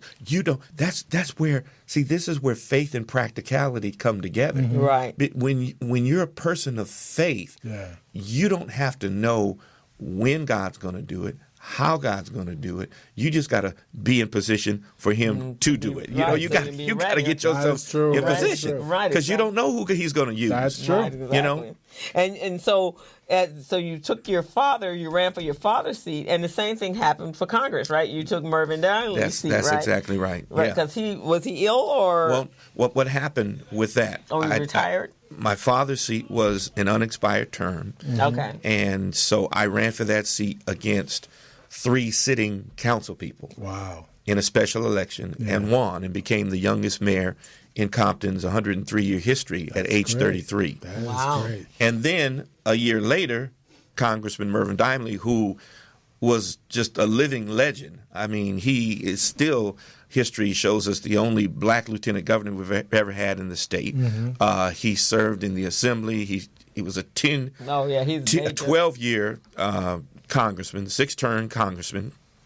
And he decided to retire, and so he was endorsing his daughter to run. It just so happened that I was more ready than she was, right? And because I perceived that, no ego tripping, just being objective. I mean, she was at the time a school board member, and I was the mayor of the city. Yeah. And I said, well, just tete-to-tete on credentials, I've got it. And if I don't run now, if not now, then when? Right. So I decided to do it, and I won. Yeah. But that's what happened. Merv Dineley resigned at that time, and then I ran. Oh, okay. Okay. So 2 times you had to be ready. Right. That's ready. And then there was a third part in there. So so you were 35? I was 35. 35. So that's pretty young to be thrown into that pool, right? Not only pretty young, but actually to date, I'm still the youngest African American to ever to go to Congress from California. Wow. So what was that experience? Oh, it was a wild ride. It was really something. And it's a good thing and it's a bad thing. It's good because it's a very laudable and thankful accomplishment. It's bad because somebody hasn't broken that record. It's bad because we have not had any other, especially any other. Do you realize that since I was an African American congressman and I left in 1996, we haven't had another African American male to represent us in Congress through the whole state of California? Wow. So then that question is, what do we need to do to prepare or start preparing our young people? We got some young stars coming out of college and lawyers and just political science majors. What do we need to do to start preparing them? Because we need to be represented, because Maxine Waters, all of these individuals, she's 79. Yeah, she's up there. I mean, everyone that's representing the state of California, or even everyone that's in Congress, are pretty much older in their... So we've got to, and that's why I wrote this book. Because this book is a vehicle for me to now move out in a different type of campaign. Okay. And when people see me with this book and they see the excitement and the buzz and everything, they see all these people from different news media coming out and they say, wow, are you running for office again? I'm like, I'm running, but I'm not running for office. I'm running for a cause. Yes. I'm running on a campaign of empowerment. Yes. Okay. And it's exactly what you just said. Somebody's got to do this. And I'm not saying that Maxine and others are not. I'm just saying it's my time now to come out and to do this. Yeah. As you said, it's about a rise, a fall, and a rise again. And in 1995, I was convicted of taking bribes, and I had to go to prison. And I was in prison for 18 months. Wow. And to be honest with you, the same thing that they try to do to every black male within our system, in other words, not just incarcerate you, but literally bury you and pronounce you dead and never see from you or hear from you again. Right. But God, come on somebody. I said, but God raised me up, sustained me all this time. As I said, I started my own ministry, and now God has raised me for such a time as this so that I could reach out and help as many people as I can. Because some of the things you talked about, not only do you have to be financially, administratively prepared, you also have to be morally prepared. You have to. You. It's just like what you were talking about the Facebook pages and people checking your Facebook page. Well, not only are people going to check your Facebook pages, but you need to check your life. You need to get your. I mean, look at what is going on right now. You asked about Washington. Right. Look what's going on in Washington. We're living in a time. You have dominoes falling right now, and it's not about Republican or Democrat. You have people, and people ask the question, why would somebody do this? I was on Facebook, and a lady asked the question. She said, why would somebody pull down their pants and show their genitals to somebody that they don't even know, or this, that, and the other? Well, you realize that as the old saying goes, power corrupts, and absolute power corrupts absolutely. You get into these positions, and that power, whether you're talking about politics or whether you're talking about being an anchorman on NBC News, that kind of power can go to your head. So what I'm talking about is reaching out to the next generation of young men and young women and trying to help them to understand that this thing, just like the church can't just be about the spiritual part of the person. It's got to minister to the whole man. We've got to minister. Come on, can I get an amen, somebody? Amen. You can get an amen on that for minister. me. We've got to minister to the whole person and prepare the whole person. Right. I love what you all are doing. Thank you. I love what Small Biz Pro is doing. Thank you. And the other component is you have to have people like me who can come in and who can let them know. Now, learn from my successes and learn from my failures too. The book is a cautionary tale because within the book, what you have to understand, within this book, From Compton to Congress, His Grace for My Race, is the revelation of people say, well, that's a conspiracy theory. Well, I got news for you. This book will show you it's not conspiracy theory, it's conspiracy reality. Right. There is an agenda against black people and especially against black young people who are well able and capable of leading and being dynamic and making a change in their communities. And that was what happened to me. I mean, there was an agenda before I even got in office. And what I'm saying to you is, once this happened to me, I started doing some research. And in the research, I began to understand the very foundations and underpinnings of the FBI, the kind of culture that's there. And it's rooted in a philosophy, it's called Frumenschens, that black people are basically animals. That's the philosophy and culture that the FBI was built on. So you can imagine if that's how the FBI was built, then you look at police departments and the criminal justice system all the way along the line. In other words, the things that we as black people thought and assumed and suspected all the while, there's statistical, real information that corroborates it. And it's interesting that you said that because two things. Yesterday I posted a post on Facebook on does power change how a man interacts with a woman when it becomes to sexual harassment, and because you're trying to understand how all of this is going on. And I also posted on Facebook that there's not a woman alive and there's not a man alive that at some point or another has said something that's inappropriately sexually to a woman. Right. And what is how you dealt with it, right? So, and where your confidence is in order to say, hey, wait a minute, you've crossed the line, right?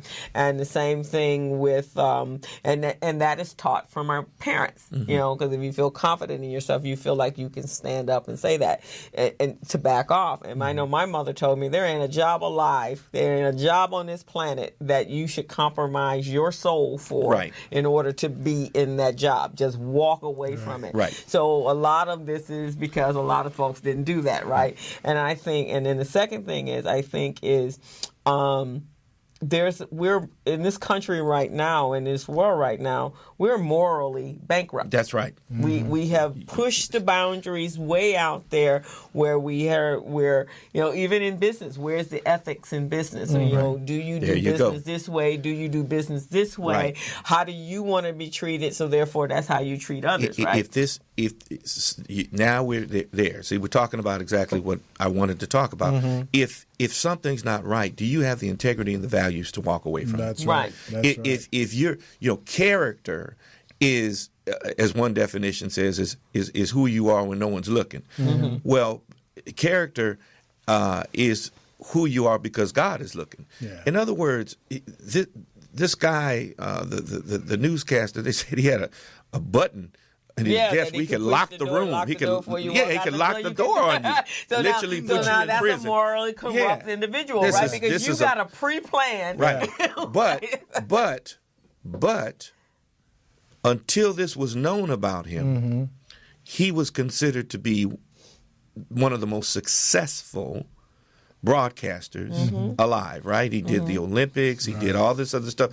So my question is, how do we define success? Wow. Exactly. You see, so there may be some situations or some deals that are not morally correct, and you might have to walk away from them. But if we don't talk about these things, if we don't train these things, just the same way that you all are training people on, in certain aspects of this, that training's got to be, again, holistic, so that I preached a message recently, and it was entitled, having solid faith before the storm.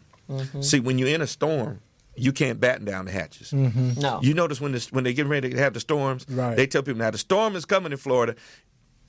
Put the board your windows up and get out. You can't board your windows up in a storm. Listen, if you're in a hotel room with a woman and she takes off her clothes, you can't decide right then. Now, what's my philosophy on this? If you haven't figured out before then, you hit. You see, so we have to address a lot. Like you said, you have to address some issues of what is appropriate or inappropriate conversation with someone. Should I be meeting with this person? If I'm doing business, shouldn't I meet with them during business hours, or should I be saying, well, let's come to my house after work, and you're putting yourself in a situation that's just not. It's a compromising situation. At some point, so then you go to run for office, and somebody gonna pull, or you go to get into a platform where people see you every day. And here's the key: it takes. I don't care who you are, black, white, Martian, or American. It takes a long time to build up a reputation and to build up a business and to build up success, but it takes a minute to knock it down. Right? All it takes is one little thing, boom, all them years of hard work. 1 second. That's right. 1 second. And even when, and this one is very indicative, Al Franken. Now, Al Franken has written 4 or 5 books, and the man has been very open about who he is. And, I mean, he talks about his partners dying with cocaine overdose. He talks about doing all that. So I've read his books, and he also was a comedian, right? So when there's 2 sides to this. Yes, all the women that are Me Too, we definitely respect that, but as well as we also know that women can be very devious when they want to be. And that some of what happened with him was kind of, he was set up. And the reason he was set up, and I always tell people to look at what's going on. He had just, in a hearing, just read sessions just raked him over the coals. And then 2 days later, there's a sexual harassment case against him. Like, wait a minute, you have to think. Well, this goes back, the whole point to the book is that, the whole single issue in the trial that I went through in this book, From Compton to Congress, was the issue of entrapment. of being set up. And so really what I'm saying is that I'm trying to give the clarion call to people out there that says, look, there are forces out there. It could be one individual, or it could be a whole group of people. Yeah. And they have an agenda against you. They're trying to set you up.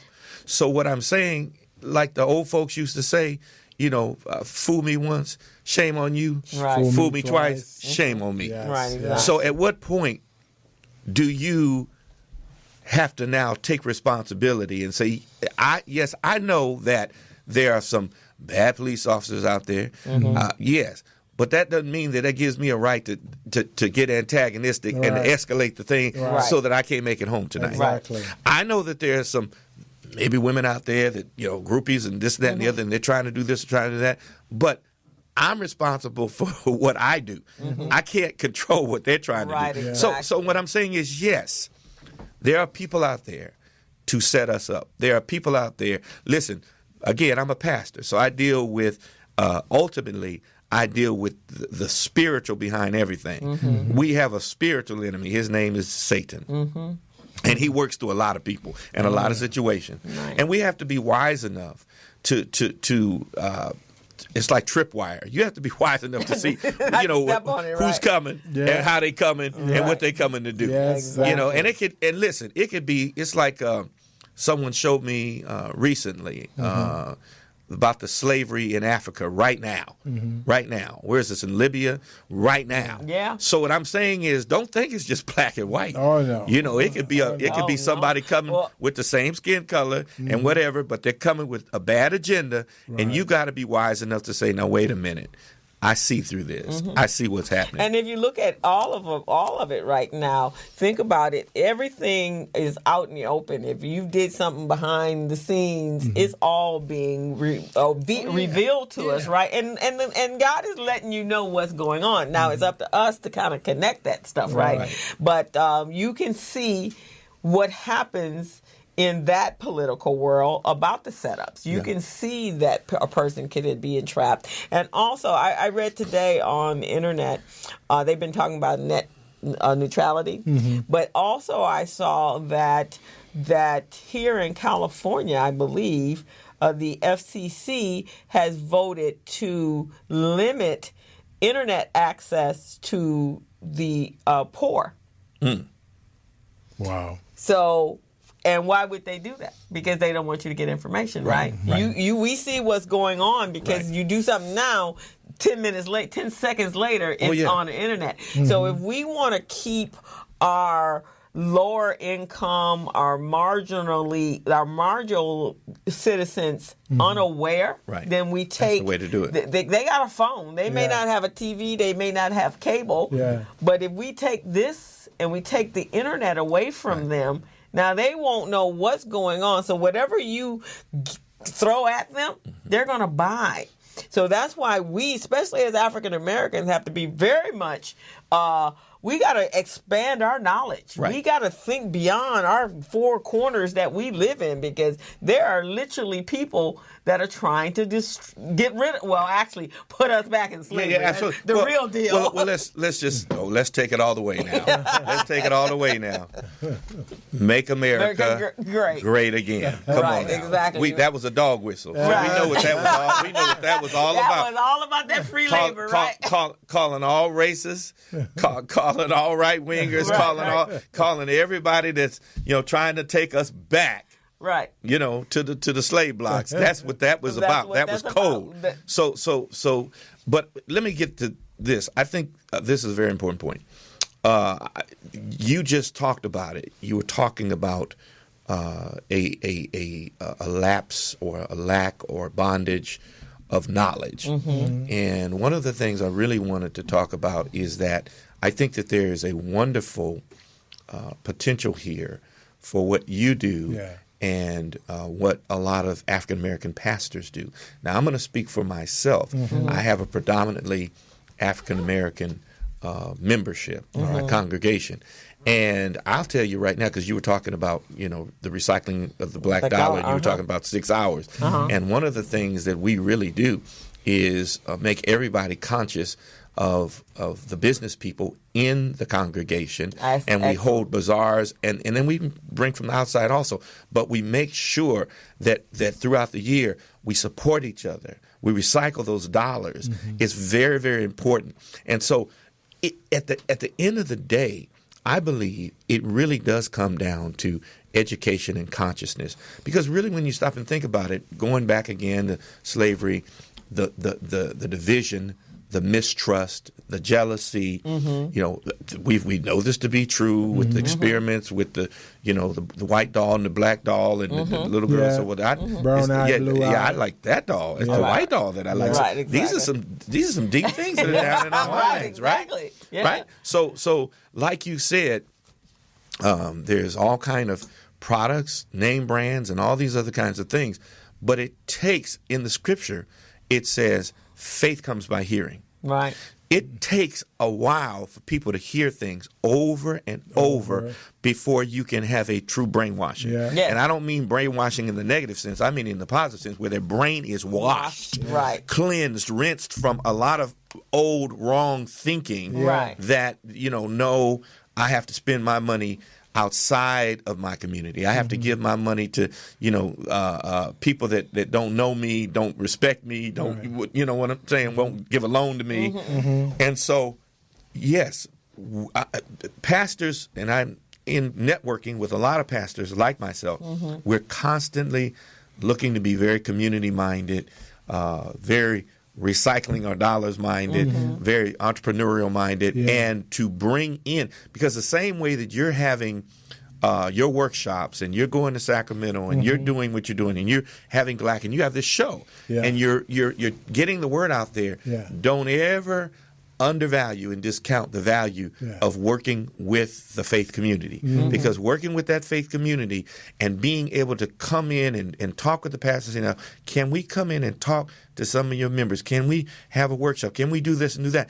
Because this is where, again, based on our tradition, we will congregate every week as African American people, and not only can we hear about spirituality, but we need to hear about economic empowerment. We need to hear about financial empowerment. So I think that's a great opportunity. And definitely we'll take you up on it. And that's something that does need to happen, because that is a place that we congregate. I was a member of First AME Church when Reverend Murray was pastoring, and I grew up in that church. Actually, Mark Whitlock is a very good friend of mine. Right. So that's the whole premise. I mean, my first entrepreneurial program that I went to that was formalized came through FAME, and we went over to SC, and I went through classes and workshops and got my whatever. Go ahead. But that's part of the outreach, and more of our churches need to be, because that's where when I hear pastors saying I can't get people in the pews, you could if you were bringing other things to the church. Because really thinking, if we got 15, 16, 20,000 people sitting in the church, then we should not have hungry. We should not have homeless people within our own congregations, because that should be our primary purpose, is to make sure that our congregations are whole, not just spiritually. For them to pay you tithes, they got to be making money somewhere. Come on. So they need to have a job, or you need to be teaching them how to run their own businesses, right? And then those are the businesses that you're doing business with. I want every member to succeed in the name of Jesus. Oh, yeah. That is what, who was it? Reverend Ike. Yeah. He was all about it. I don't want you broke, because if you broke, I'm broke. So I'm going to help you go out and get your Mercedes. He's right about that.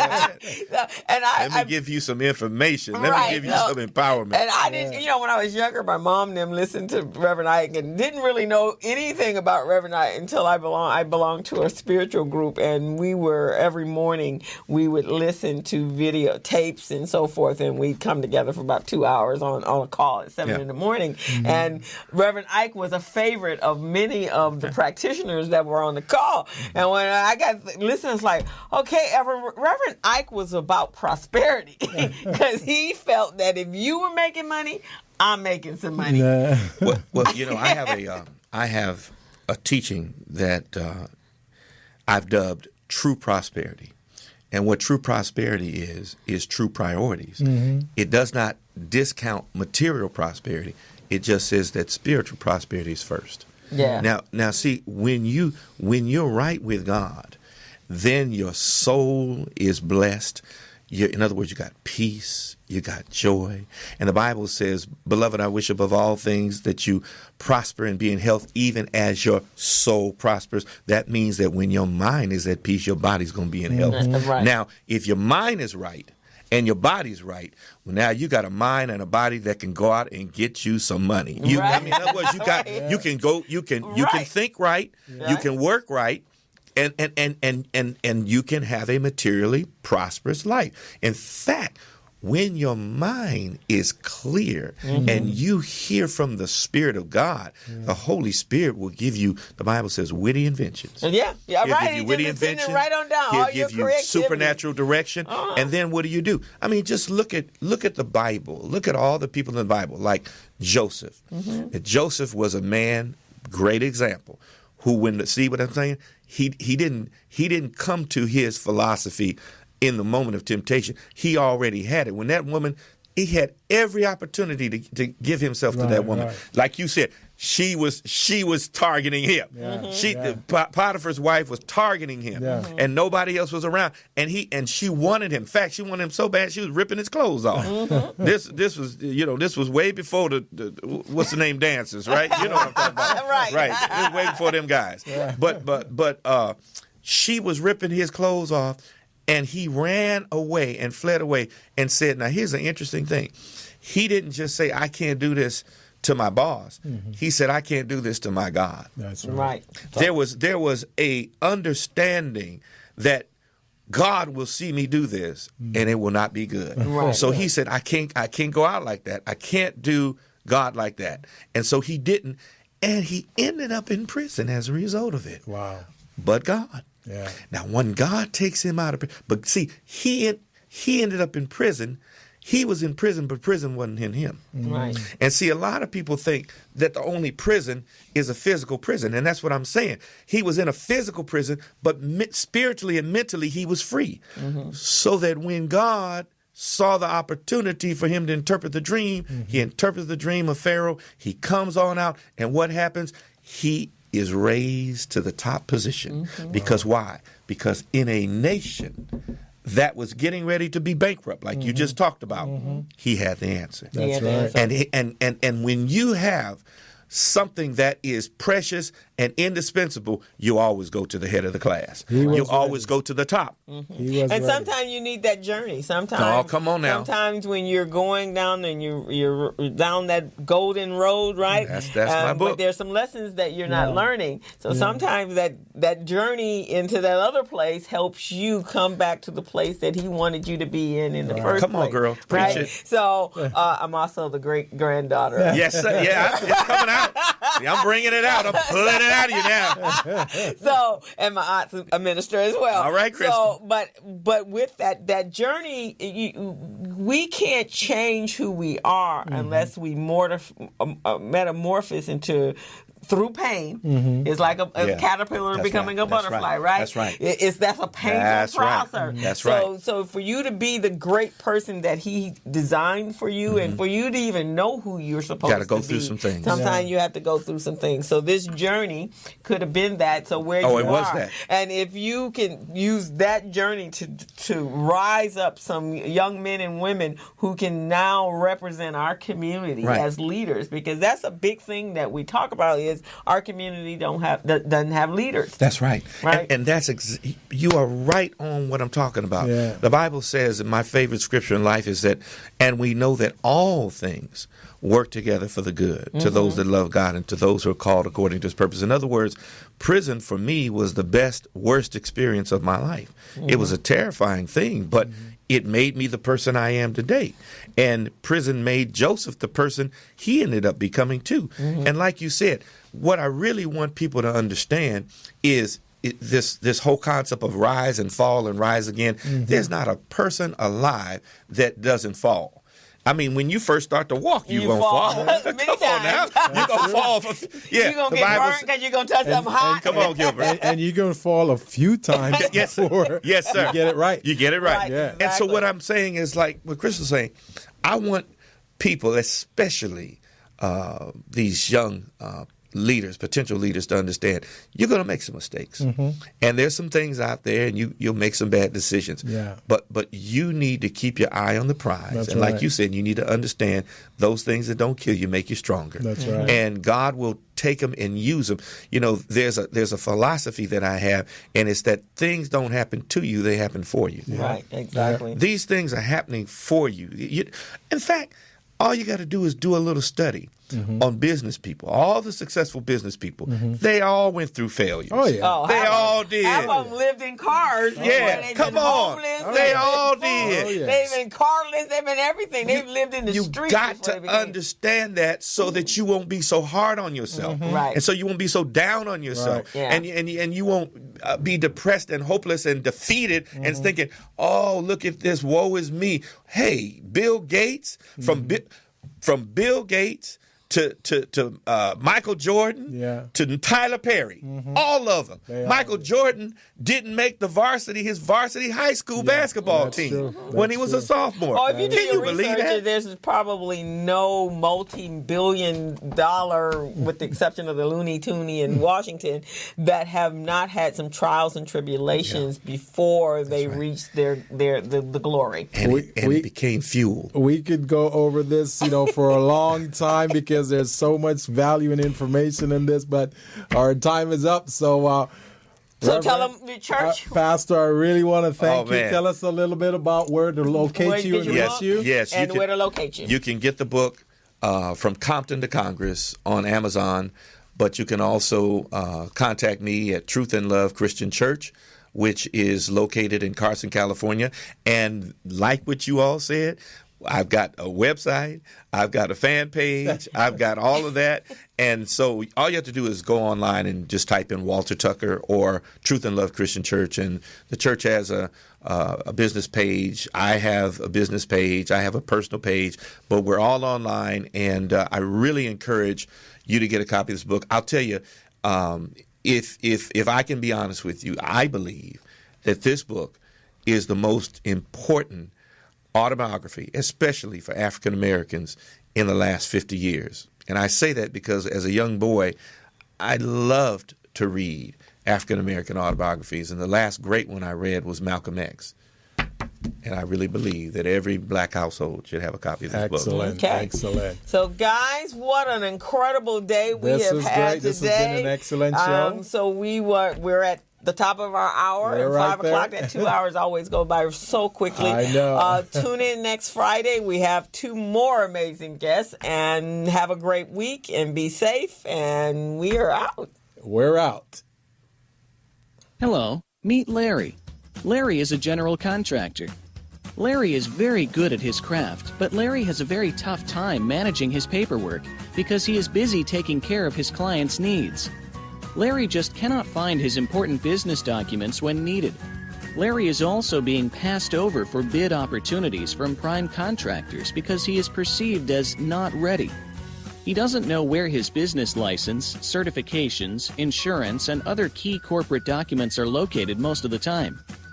Lucy owns an auto body and collision repair shop and has been using a business management and procurement assistance program called Small Biz Pro to keep her business organized, business ready, contract ready, and bank loan ready. Small Biz Pro is a 3-in-1 cloud-based business management, procurement, and market research assistance system designed to help businesses become business ready, contract ready, and bank loan ready. It also provides back-office operations solutions for small businesses. Lucy is able to stay ahead of her competitors because she uses Small Biz Pro to manage her business daily.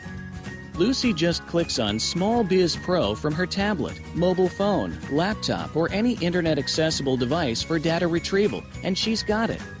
Lucy introduces Larry to Small Biz Pro, and now Larry is more organized and can now find all of his documents and new bid opportunities in seconds. Larry now saves $120 in labor costs for each missing or misplaced document. Just simply go to your web browser and log into smallbizpro.net and register today for a limited 30-day free trial offer. Services start as low as $1 per day. Let's put the competition out of business. Small Biz Pro. If you stay ready, you don't need to get ready. Register now at smallbizpro.net and begin saving money. Email info@smallbizpro.net or call 626-533-1186.